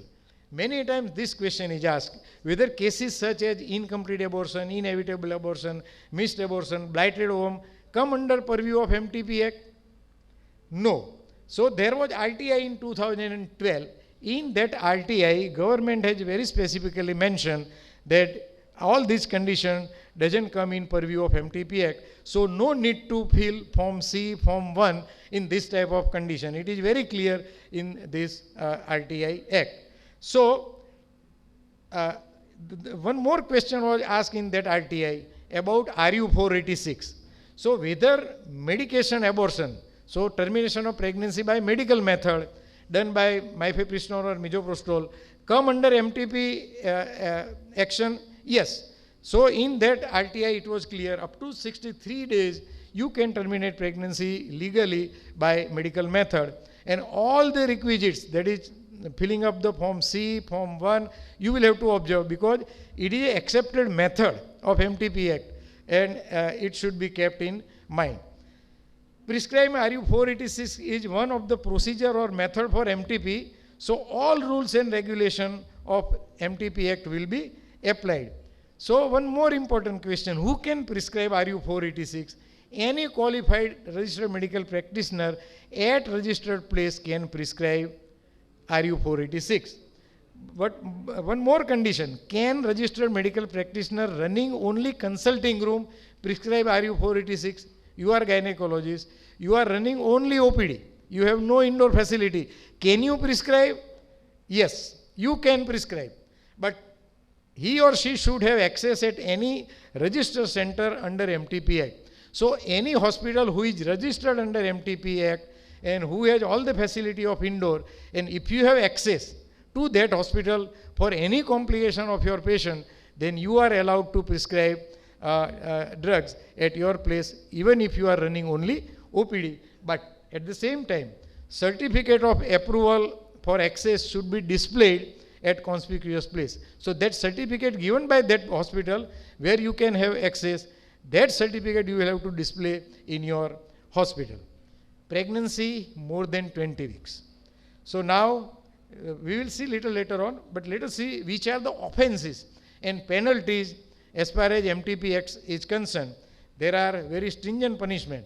Any person who terminates pregnancy as place which is not registered, at unregistered place, or any person who is not entitled to terminate pregnancy, who is not registered medical practitioner, then there is a provision of imprisonment not less than 2 years and which may extend up to 7 years.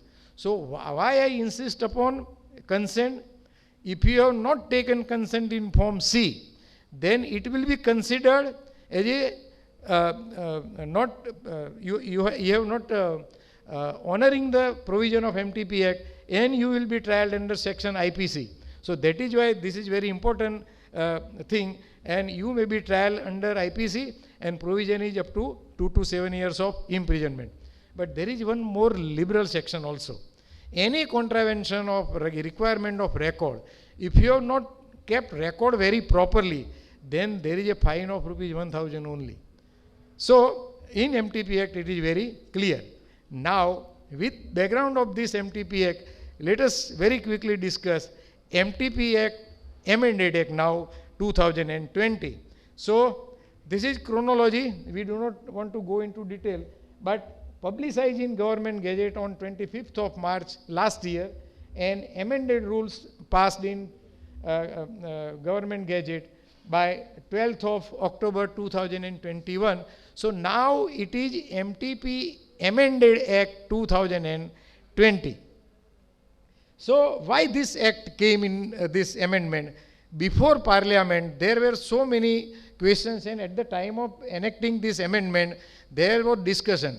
There are so many pending cases with writ petition before Honorable High Court or any other equally competent court seeking permission of termination of pregnancy beyond 20 weeks of pregnancy.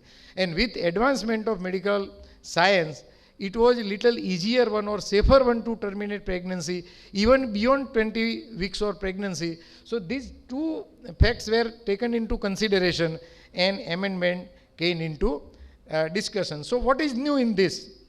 Previously, this indication was available, failure of contraceptive method, to married woman or her spouse only. But with this amendment, married woman word is replaced by any woman, and her spouse word is replaced by her partner. So now this indication is available to any woman with her partner, need not she should be married. So this is one more liberalization done in this act. As far as opinion is concerned, what is the amendment in this particular act? Up to 12 weeks of pregnancy, previously only opinion of one registered medical practitioner. With this amendment, again, only one registered medical practitioner. 12 to 20 weeks, previously it was required opinion of 2 registered medical practitioner. With this amendment, only opinion of one registered medical practitioner is enough. 20 to 24 weeks of pregnancy, previously it was not allowed. But with this amendment, it is allowed with opinion of 2 registered medical practitioner, but in some categories, it is not allowed in any condition. If any 2 gynecologists or any 2 registered medical practitioner opine that this pregnancy should be terminated, cannot be terminated. There are some special categories.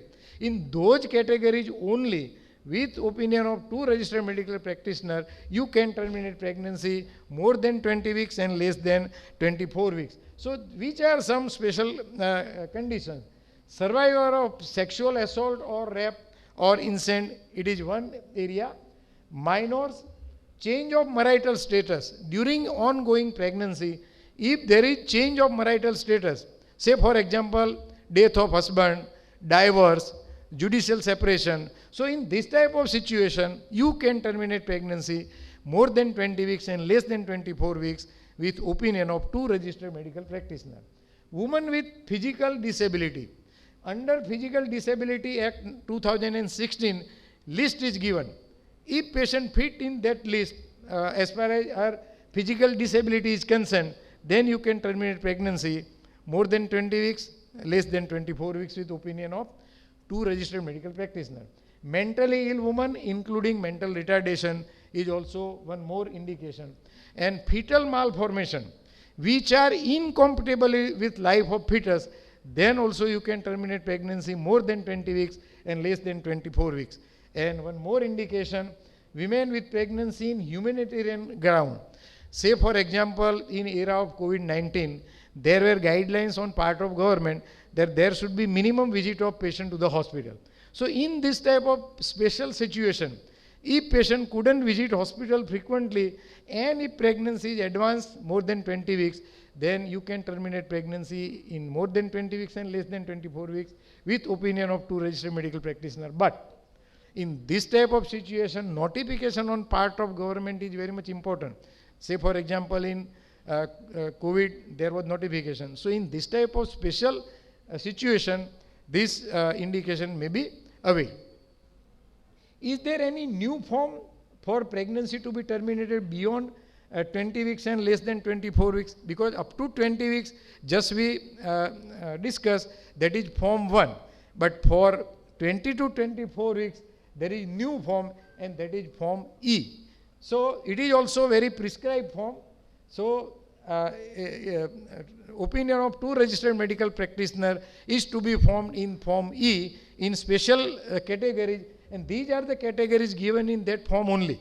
So you will have to simply tick mark which indication is appropriable in this particular case. So this is form E, which is prescribed form.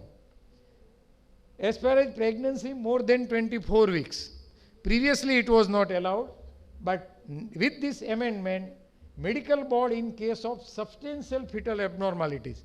So medical board has conferred with the power to opine that pregnancy even beyond 24 weeks of pregnancy can be terminated in certain conditions. So what is medical board? It will be constituted by government with 1 gynecologist, 1 pediatrician, 1 radiologist, and such other numbers government can appoint. If we can say of Gujarat, in so many districts, boards are already formed, and few of our gynecologist friends who are having in private sector, they are also member of board. If I can quote Bharuch, our Jignesh Thakkar, who is Chintan Thakkar, president of Bharuch Society, he is member of medical board of Bharuch. Dr. Narendra Gajjar from Navsari, he is member of medical board of Navsari. So that way, medical boards in all districts are in Gujarat are almost formed or are under process of formation. So as far as medical boards power are concerned, medical boards is conferred with certain powers to allow or deny termination of pregnancy beyond 24 weeks of pregnancy, and only after consideration that pregnancy can be terminated even after 24 weeks of pregnancy and patient is physically fit to go for termination is also one opinion to be formed by medical board. And medical board will see that fetal malformation are incompatible with life of fetus. So these are the certain situations. And one more important thing, medical board can appoint any person for time being for that particular given case for opinion. They can invite anybody to come to conclusion whether pregnancy can be terminated or not. As far as functions of medical board is concerned, to examine woman and all the reports produced before medical board for going to opinion. And this is a very important thing. within 3 days, medical board will have to opine whether pregnancy can be terminated or not. So previously there was no time limit, but now it is very specific. Once any application is received by medical board is under obligation to opine within 3 days and in prescribed form, that is Form D. We will see little later on what is Form D. And to ensure all the safety that pregnancy can be terminated, and that pregnancy will have to be terminated within 5 days. So once there is application before medical board, and if medical board is of opinion that pregnancy can be terminated, opinion should be formed within 3 days and pregnancy should be terminated within 5 days. So this is good amendment as far as this amended Act 2021 is concerned. This is prescribed form, that is Form D, which is filled up by medical board. So name of woman, age, registration or case number, available reports and investigation, all reports medical board will have to enter in this form. And additional investigation, if medical board is of opinion to go for certain further investigation, medical board can advise, and all this information will be entered in this particular form. And medical board will opine whether termination is allowed or denied, and justification for decision, why they allowed termination and why they denied, they will have to justify their decision. And physical fitness of woman for termination of pregnancy, yes or no, also they will have to mention. And all the members who have participated in forming the opinion, names with signature, date and time. So it is very prescribed form, and it is to be formed by medical board. But there are certain limitations or limitations of power conferred to medical board also.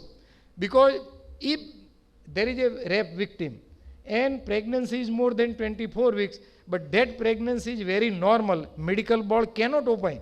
In this type of situation, again, one will have to rush to High Court with writ petition for termination of pregnancy. So medical board has only power to opine in congenital malformation only, and if they are incompatible with life of fetus, then only medical board can opine. One more condition, any time during pregnancy can be terminated at any given gestational age if there is immediate danger to life of patient. So to save life of patient, one can terminate pregnancy even at unregistered place also. And it is in Section 5 of MTP Act 1971, this power is given to registered medical practitioner. One can terminate pregnancy at any gestational age, at any place, even place is not registered, but burden of proof will be on your shoulder to prove that it was immediate danger to life of patient, it was immediately necessary to save life of patient. So you should be readily available to prove your decision by your record. This is very important amendment as far as privacy is concerned. Previously it was also in 1971 MTP Act, we were supposed to observe all the privacy of patient. But with this amendment, imprisonment of 1 year or with fine or with both. So this is serious one.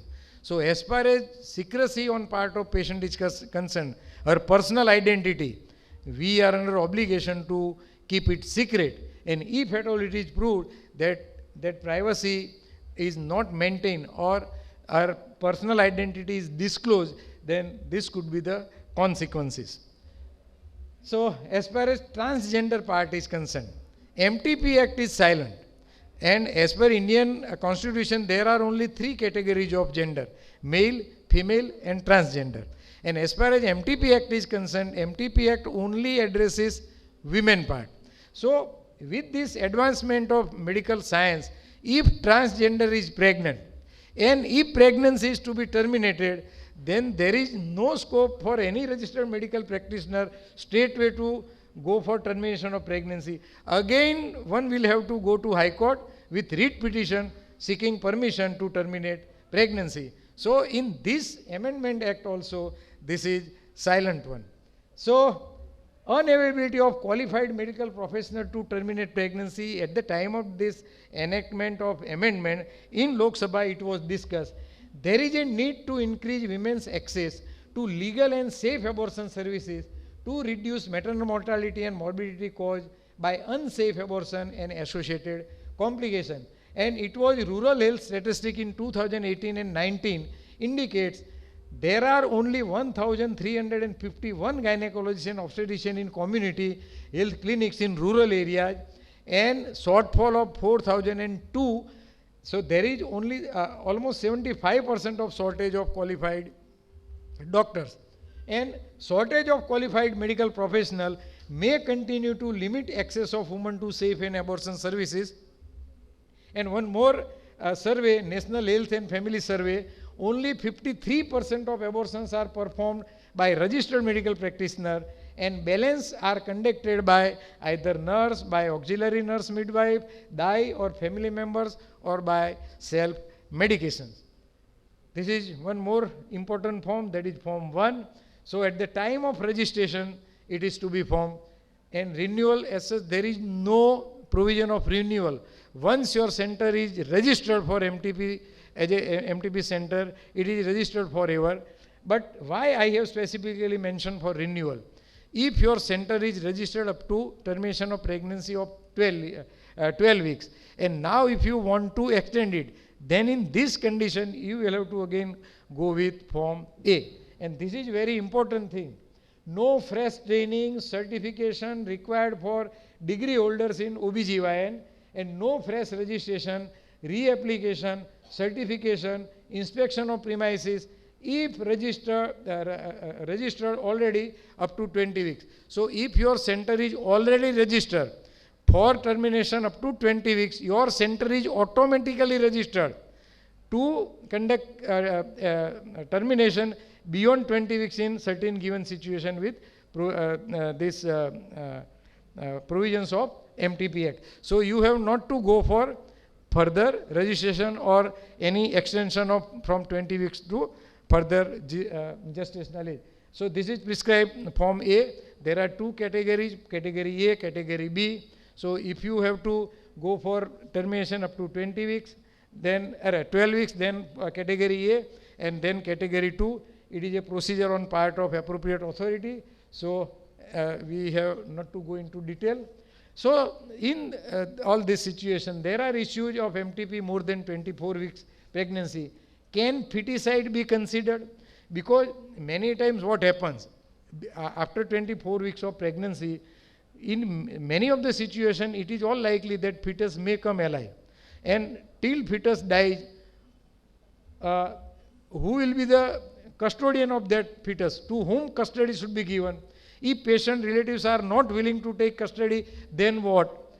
And if shifted in NICU, say for example, then who will pay? And is any role of police? So there are certain situations, and we are very clear in all this situation, and we are dealing with government to consider certain suggestion on part of FOXI as well as on part of SOGO, that how in this type of situation any registered medical practitioner will have to perform.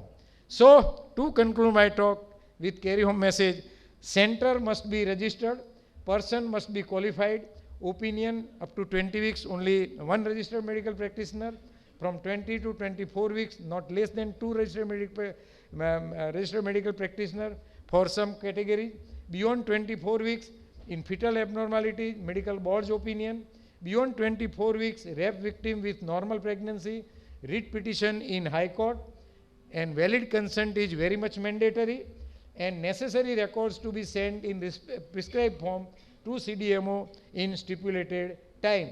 So comply with the law of land, and because a small slip can make a big trouble, so an ounce of prevention is worth more than a ton of cure, which is rightly said in our Panch Tantra.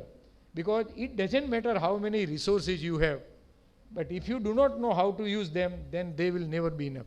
This man have a lot of staircase, but he doesn't know how to use them. So MTP Act is there, but if you do not know how to use in your favor, then it could be troublesome. So have some basic legal knowledge, Always obtain medical legal advice whenever you are in doubt. And if you want to sleep like this, take tender care of your patient, comply with the provisions of law, and keep my visiting card below your pillow.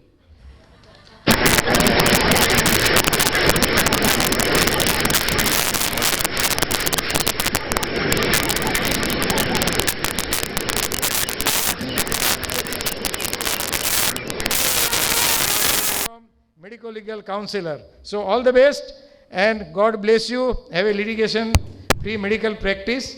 With regards and salute to organizers and particularly Dr. Jignesh Deliwala and Dr. Munjal for inviting me to share about views about this subject. Thank you very much. Please do not assume. Please ask if any query, any questions, if time and chairpersons permit. Thank you very much. Any question? Yes, please. One after another. Please ask a question. Sir, you laid the stress on secrecy of a patient in MTP Act. But when we go for surgical termination, then we have to take consent of a guardian or any accompanying person, even for anesthesia. So wouldn't it be the breach of secrecy? If we go with consent of guardian, it is in case of minor only. If she is major, I'm asking about the surgical accompanying person, witness. If patient is major, if patient is mentally sound, even in surgical termination, we will take signature of patient only. Okay, so there is no breach of secrecy. And if she is minor, then naturally we will have to go for consent of minor guardian. No need to take for the consent for anesthesia also. No, for anesthesia also. That's what I am saying. But consent, we will take consent of patient only, na? And when patient is major. I am asking about the consent of a witness. Witness. So, signature of witness, let me clear. Witness has nothing to do with content of consent. Okay, yes. Consent form, which witness?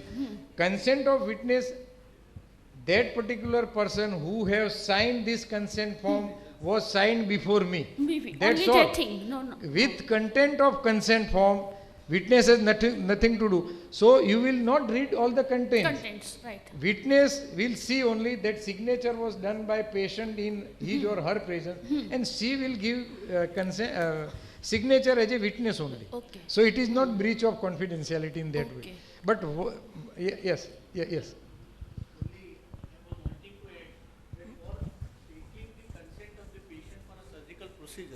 There is no need of taking the signature of the witness. If she is above 18 years of age and if he is major, then she can very well give the consent for her MTP.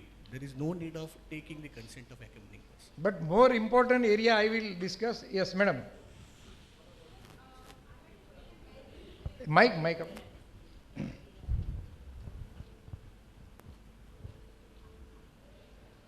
Sir, as you said, ki now the government is like ki there are not safe places for the MTP, so the women are going for unsafe abortion. So in government setup, if the gynecologist is working in government setup, she cannot deny ki I am not doing MTP if I choose not to do MTP. In government they say ki no, if you are as a gynecologist in government setup, you have to do MTP. So that is the thing with the government that they are telling. But if in the private practice, if we choose not to practice MTP, is it allowed? Yes. If I choose not to practice MTP, I can deny that I am not doing MTP. You can stay, because it is cold procedure, it is not emergency. Yes. And in any given case, not for MTP, even any given case, if it is a cold case, you are at full liberty to choose whether to treat, whether not to treat. So you can deny, no problem. But if it is an emergency, then only you cannot deny. Comes with bleeding, but then it doesn't come in purview of MTP. Act. Yes, that is so that way. Okay. But one more, yes. Pardon?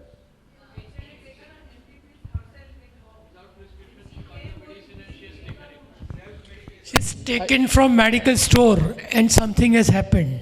So if patient comes to you with any complication, then you are dealing with a complication of pregnancy or that procedure. So you have not to go for any form.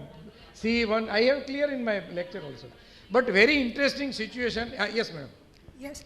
unmarried girl before 18 and after 18, if she comes to us with pain in abdomen and she delivers a child, so what to do and what not to do? So if she is more than 18, Yes. but see, at the time of conception, was she minor or major is the matter of consent. So if she was major at the time of conception, nothing to worry if she is major.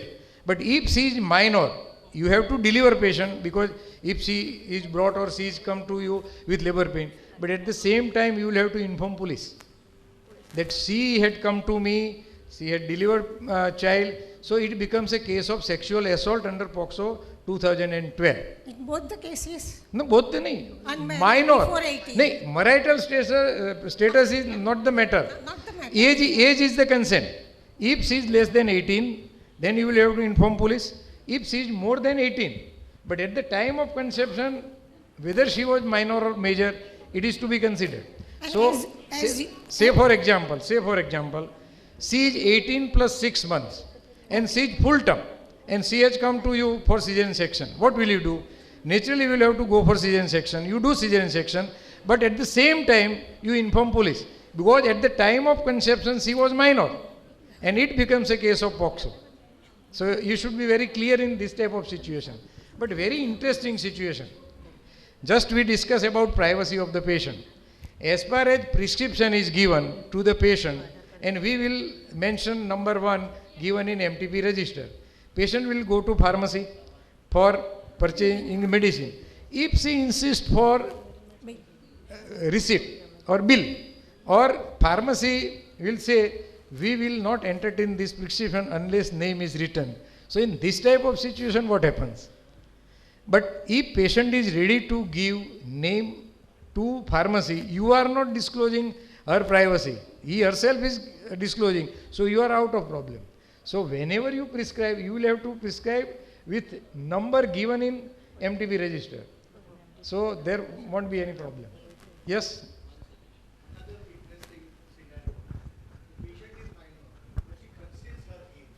And she comes for an MTP. What should be the way out of it? So determination of age for any patient is on your shoulder. In court of law, you cannot say that patient gave me her age of 19 and I considering whatever she said was right, I proceed further. That cannot be the excuse. So you can ask for Aadhaar card, election card, school leaving certificate, driving license, or you can subject her for clinical examination, dental examination, radiological examination, and if you are in doubt, many a times police brought this type of patient and you have to give opinion, then you can subject that patient to forensic medicine department also for determination of age, because it is on your shoulder to decide. But very tricky situation. In one of my lecture, I mentioned that case.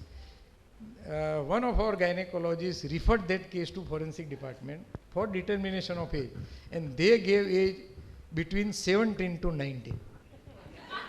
So it was very difficult, because if you consider 19, then there is a different scenario altogether as far as law provisions are concerned, and if you consider it is 17, then it is very difficult for us also. So in this type of situation, law is always very silent, but you are at your discretion and you can opine that according to me and with all these records available to me, I am of opinion that her age is, it seems to be like this, and you are pardoned in court of law in this type of situation. She gives wrong identity then. Wrong identity? You cannot check everybody's Aadhaar card and PAN card. Yes. So in this type of situation, what will you do? Chalo, I am asking to the audience and then I will answer. Say for wrong identity of a patient. And I will share my own experience. Long back, one patient was brought by her relative. Sir, she is running 10 months of amenorrhea and she has not still delivered. Please examine her and tell what is her status. And I examined, she was not pregnant. And she came with sonography report of some 1 month back or so, and it was showing 32 or 34 weeks of pregnancy. So I saw name of that radiologist. I had a phone call to him. this patient is with me, with your report done by you. So can you say something about? Yes, that patient came with her friend. She was pregnant. That patient was not pregnant, her friend was pregnant. She gave name of her friend and all reports were formed. Then I asked to that patient, why you did this? Since my marriage life is 7-8 years and there were so many problems and there were so many pressures on family. So I continue saying this, I am pregnant, and with this report I was showing all this in the family. So this type of situation many times happens. So we should be very careful. But as far as identity of patient or wrong information is concerned, in form, if you go with 2 identification mark and thumb impression of patient, you can in court of law say that pregnancy, patient whom I terminated pregnancy, whose thumb impression is that, I had terminated pregnancy of that patient only. Whether that patient is Mrs. A or Miss A or Mrs. B or Miss B, that is not your purview. But if you have taken thumb impression or 2 important identification mark, then you are safe in this type of situation. Court will exempt you. But time છે ને? Naturally. Every patient that comes in our clinic. Whenever you are in doubt, if it is known patient since years together, if she visits you, then it's fine. M.C.Patel સાહેબ એટલે એનો અર્થ એવો થયો કે આપણા ક્લિનિકમાં જે આવતું હોય દરેક પેશન્ટનું લેવું જોઈએ. To be on safer side. Abundant caution. Abundant caution. So time છે ને જો question છે. મુંજલ ભાઈ ટાઈમ છે ને? કારણ કે અમને ખબર છે કે અમારા લેક્ચરમાં લેક્ચર કરતા ક્વેશ્ચન આન્સરમાં વધારે સમય હોય. હા દર્શિનીબેન બોલો. દર્શિનીબેન. Sir, I just wanted to ask that in PNDT form, there is a column where we mentioned that was MTP advised to patient or not. So, certain times in first trimester, as we do with RU 486, so many times it happens that does that breach their in that column, if we have advised, then what we should do? In that column, it is very specifically asked whether MTP was advised. So, if there is ground, say for example, congenital anomalies, and if you have advised, you can say yes, and you have advised, you have advised MTP. So till then there is no breach of confidentiality, whether she will go for abortion or not, whether she will go for abortion with you only or whether she will go to another hospital, you never know. So you can write, no problem. But one more column is there, whether pregnancy was terminated. So if you have terminated, then naturally you will have to say yes. But in this situation, at the time of sending this form, you will give that form in one separate concealed cover, and you will write to CDHO that this is confidential report or confidential matter. So if you have observed this, then you are out of problem. Then after if breach of confidential is break by PNDT department, that is not your because problem. Many times what happens that 1 month, 5 days, 7 days, 10 days, they come for this RU 486. So then there is always a confusion that one side what will mention, other side what will mention. So sir, just guide. So whenever you go for any antenatal sonography, you are under obligation to fill up form F. And naturally you have to fill up form. And we have to mention if we have advice.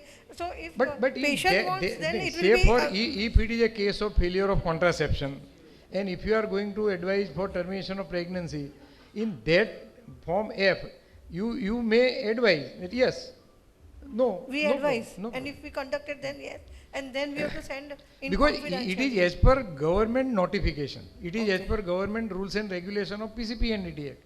So you are not breaching the confidentiality of any patient to common people. Okay, thank you, sir.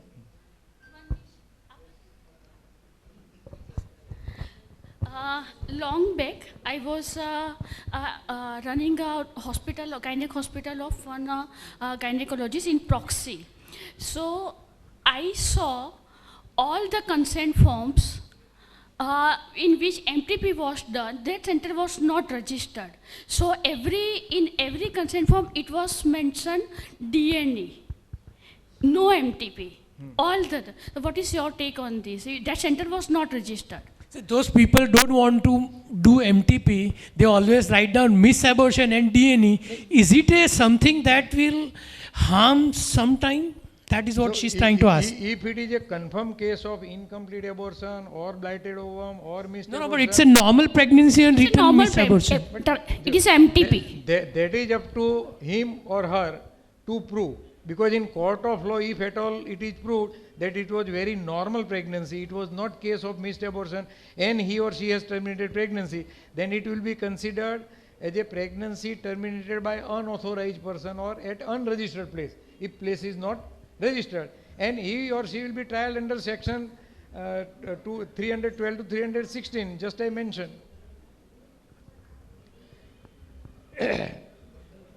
If pregnancy is very normal and pregnancy is terminated, he has not gone for Form C or Form 1 or any register, or her center is not registered, then naturally he will lose shelter of umbrella of protection of MTP Act.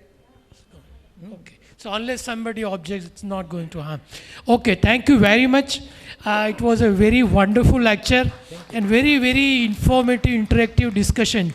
May I request our dynamic secretary, Dr. Munjal, for felicitating our own Foxy President candidate, Dr. M.C.Patel. I will also appeal to support Girija Wagh for Vice President Foxy West Zone. We have worked for years together in Foxy. She is very deserving candidate. You all will vote and you will support, you will say your friends also to vote for her. Thank you.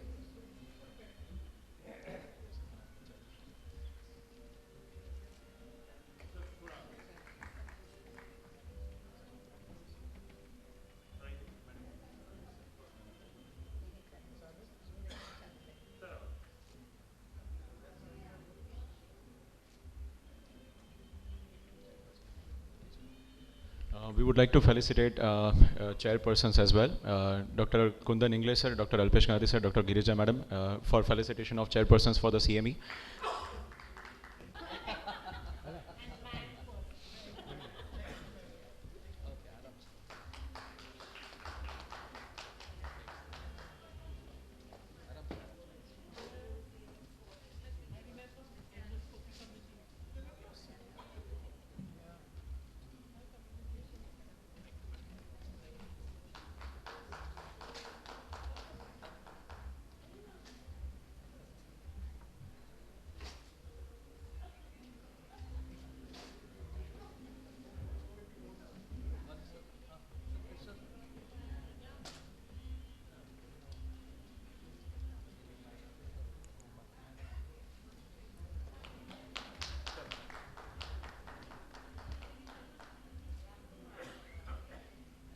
We would like to announce few things with regards to Dr. Alpesh Ganadi sir.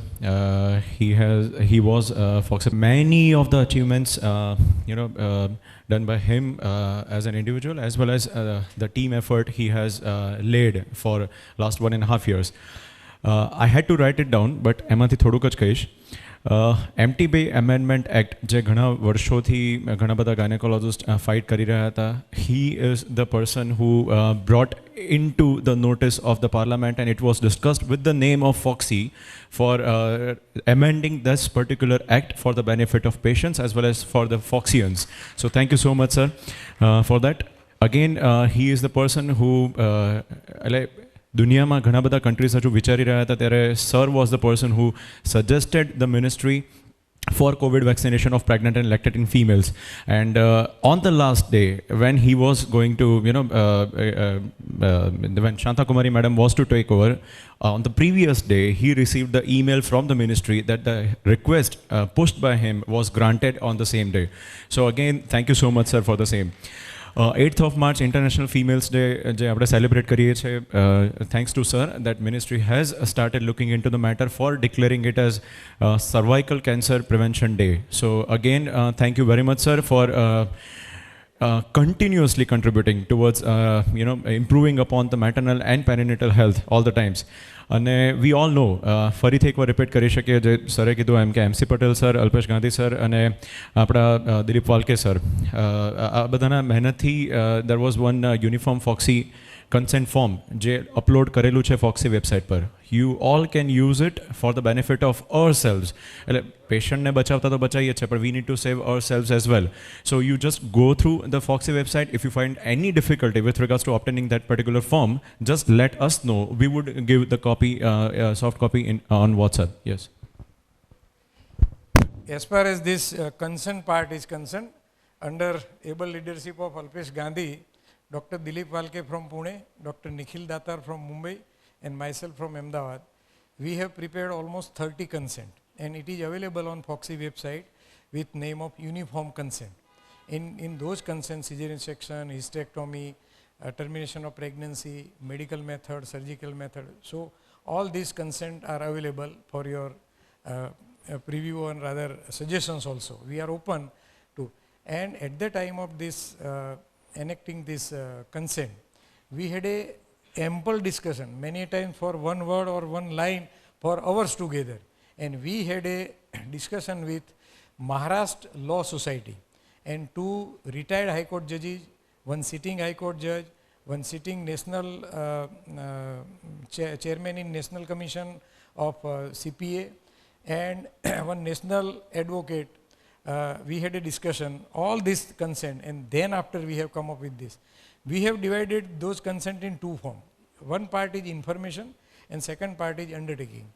And as far as that information part is concerned, we have taken base of famous case of Samira Kohli versus Prabha Manchanda, which is a landmark case as far as consent in Indian construct is concerned, and which should be the criteria for any consent to be valid, we have taken into consideration. And as far as undertaking part is concerned, patient goes for that undertaking, and if you take signature on that consent form, you are safe in so many cases, because almost each and every aspect we have taken into consideration at that time. But Alpesh Gandhi was behind us, behind me, behind Dilip, and behind Nikhil, to put all this consent in time. Of course, we had enough time we took for discussion, but ultimately we came out with this consent, and it is available on FOXY's website with uniform consent.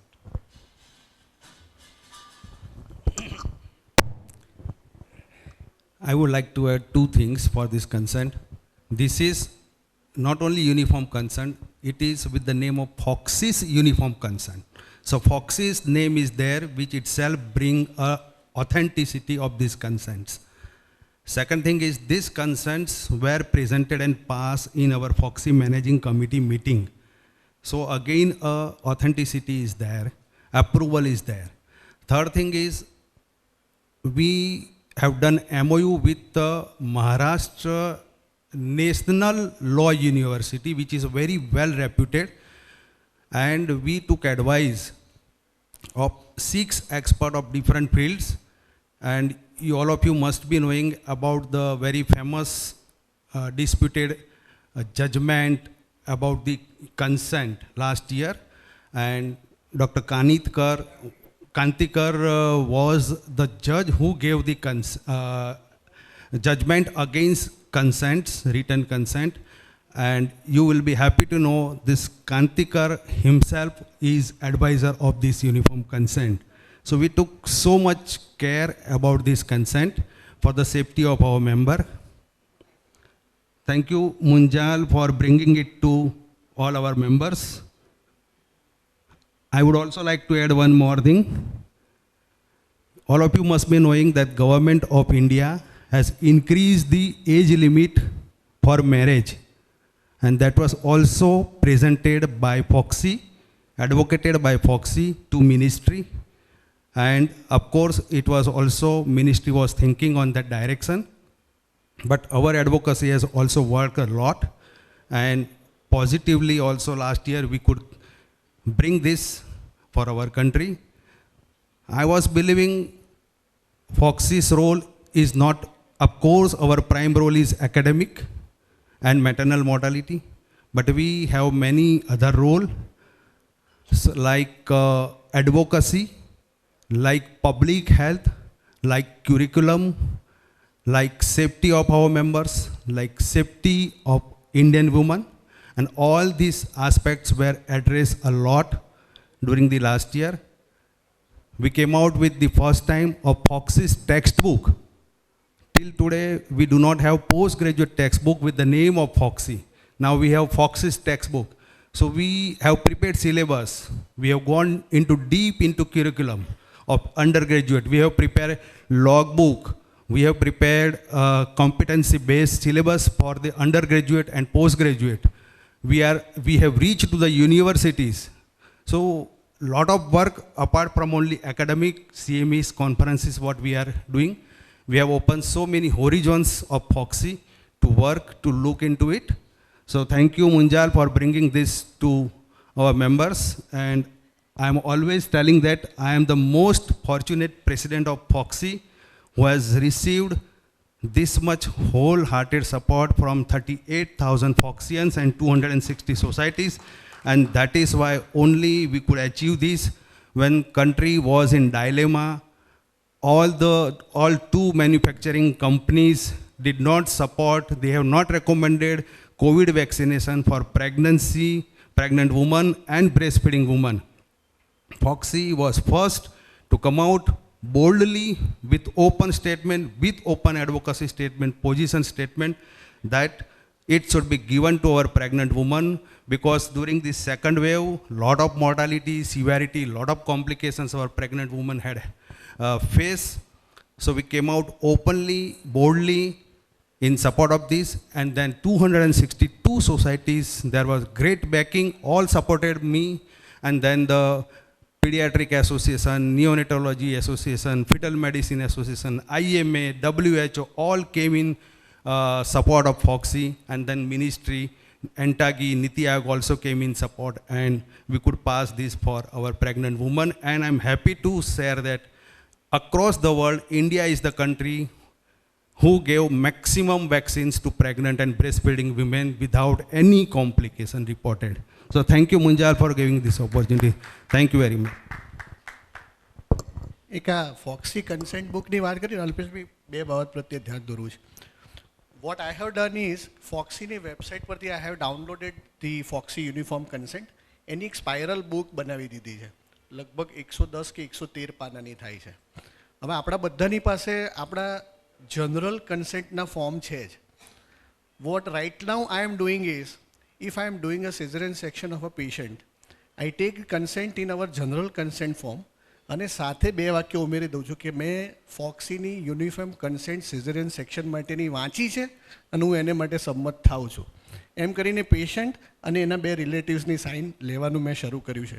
Y I am doing this, મને અલ્પેશભાઈ એવું જે હીચ મને ફોક્સીની website પર લાગી કે individual consent form download કદાચ નથી થતો. આખી ફોક્સીની PDF ફાઇલ તમારે ડાઉનલોડ કરવી પડે છે. એટલે જો એમાં સુધારો થઈ શકે ફોક્સીની વેબસાઇટમાં તો એક આ કરવા જેવો છે કે if you can download N individual operational consent, કે સિઝેરિયન સેક્શનની કન્સેન્ટ, તો એની PDFના 2 પાના મારે ડાઉનલોડ કરવા છે. તો એ ડાઉનલોડ થઈને જો સાઇન ને સિગ્નેચર લઈ શકાય પેશન્ટની, then it will be a wonderful thing. નહીં તો અત્યારે જે મેં જે કર્યું છે આ વચલો રસ્તો કાઢ્યો છે કે સ્પાઇરલ બુક જ બનાવી દીધી છે. આખા જ બધી જ પ્રોસિજર્સની કન્સેન્ટ છે.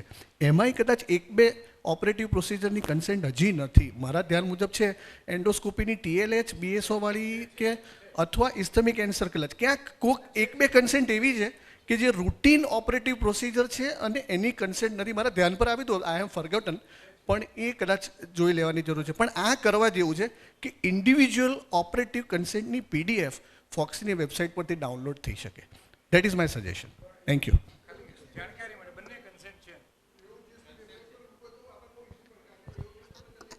આપણે AOGSની વેબસાઇટ પર લઈ શકાય, પણ આવું ઇન્ડિવિજ્યુઅલ જરા કન્સેન્ટ ડાઉનલોડ થાય ને તો વધારે સારું રહે. એમાં છે ને હેમંતે જે વાત કરી એમાં 2 પાર્ટ અમે જે કર્યા છે, અંડરટેકિંગ અને ઇન્ફોર્મેશન. હવે અંડરટેકિંગ છે ને બધી કન્સર્નમાં કોમન જ રહે. એટલે તમે કદાચ ડાઉનલોડ કરતા હશો ને તો ઘણી વખત એવું કે સિઝેરિયનમાં તમને આખું મળે, પછી હિસ્ટેક્ટોમી ખાલી ઇન્ફોર્મેશન જ હોય. પણ એટલે અંડરટેકિંગ તો એનું એ જ રહે. એટલે દરેક વખત અંડરટેકિંગ અમે નથી છાપ્યું. એટલે એ ખાસ ધ્યાન રહે. અને એ બંને કન્સેન્ટ છે ઓસ્ટ્રેટ, કારણ કે મેં પોતે તૈયાર કરી હતી. અને હા, કારણ કે અમે 3 જણાએ જે વેચ્યા હતા ને એમાં ઓસ્ટ્રેટનિંગ મારા ભાગમાં હતું, એટલે ઇટ ઇઝ ઓલરેડી ધેર. અને એઝ પર એઝ હિસ્ટેક્ટોમી આઈયુઆઈની પણ છે. અને એઝ પર એઝ હિસ્ટેક્ટોમી કન્સર્ન તો અમે જેમ રૂટ પ્રમાણે બનાવેલું કે ભાઈ એબડોમિનલ, વજાઇનલ અને એન્ડોસ્કોપી, એટલે એ રીતે 3 કન્સર્ન અલગ અલગ છે. છતાંય કંઈ તકલીફ પડે તો, અને બીજું તકલીફ કરતાંય વી આર ઓલવેઝ ઓપન. તમારું કોઈ પણ સજેશન એ કન્સર્નને લગતું હોય ને તો we are ready to discuss, we are ready to edit even. કારણ કે અલ્ટિમેટલી આપણો ગોલ તો શું છે કે ઇન કોર્ટ ઓફ લો આપણા કોઈ પણ ફોક્સિયન ફ્રેન્ડ્સ કન્સેન્ટના લીધે ફસાવા ના જોઈએ. અને જે અલ્પેશભાઈ વાત કરી ને કે ફોક્સિક યુનિફોર્મ કન્સન્ટ, અમે પહેલાં 3 લીટી એ જ લખી છે કે તમે પહેલાં કન્સન્ટ સરસ બરાબર વાંચી લો, અને તમે એ પણ જુઓ કે તમારા સગા પણ આ વાંચી લે, અને ફોક્સી તમારી સ્પીડી અને સારી રિકવરી માટે વિશ કરે છે. એ પ્રમાણેની 3 લીટી લખ્યા પછી આપણી આ કન્સન્ટ શરૂ થાય છે. એટલે ફોક્સીએ એન્ડોર્સ કરેલી આ કન્સેન્ટ છે એવું ઇન કોર્ટ ઓફ લો આપણે કન્સિડર કરી શકીએ. કારણ કે એક કેસમાં એવું બન્યું હતું, એ ફર્સ્ટ ટ્રાઇમેસ્ટર કેસમાં પેશન્ટને ટેમ્પરેચર આવ્યું અને ટોર્ચ નહોતું કરાયું, અને પછી અલ્ટિમેટલી એ પેશન્ટ ડિલિવર થયું ને એને કંઈક સેરિબ્રલ પાલ્સી ને એવું બધું જાતનું થયું. એટલે એ વખતે જે ડૉક્ટર ડિફેન્ડ કરતો હતો ને એણે એવું કીધું હતું કે ભાઈ ફોક્સીની ગાઈડલાઇનમાં ટોર્ચ એ કમ્પલસરી ઇન્વેસ્ટિગેશન નથી, અને ખાલી એ ગ્રાઉન્ડ ઉપર એ કેસમાં ડૉક્ટરને ફેવર થઈ હતી. એટલે કોઈ પણ સ્ટાન્ડર્ડ ગાઈડલાઇન હોય, આઈધર ફોક્સીની હોય, આરસીઓજીની હોય કે કોઈ પણ સંસ્થાની હોય, એના આધારે તમે ટ્રીટ પેશન્ટને કર્યું હોય ને તમે જો પ્રૂવ કરી શકો with documentation, then it becomes a good defense in your favor.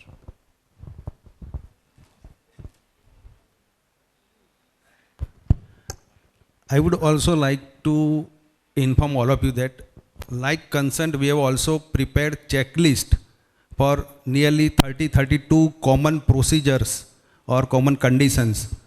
And this checkbook is appreciated by all SAFOC countries, not only in India, Sri Lanka, Pakistan, all countries are using this checklist for their, and it was taken to all the countries by WHO. So you can understand WHO has also appreciated and supported our checklist, and all these checklists are prepared by Dr. Girija Wagh under our team. So she is also there. Please go through this checklist. It is there on the FOXY website. If you follow this checklist, I think you will be nearly safe in almost all these 30 condition situations. I would like to invite Dr. Pragnesh Shah sir to felicitate Kamini madam for chairing the oration. Thank you.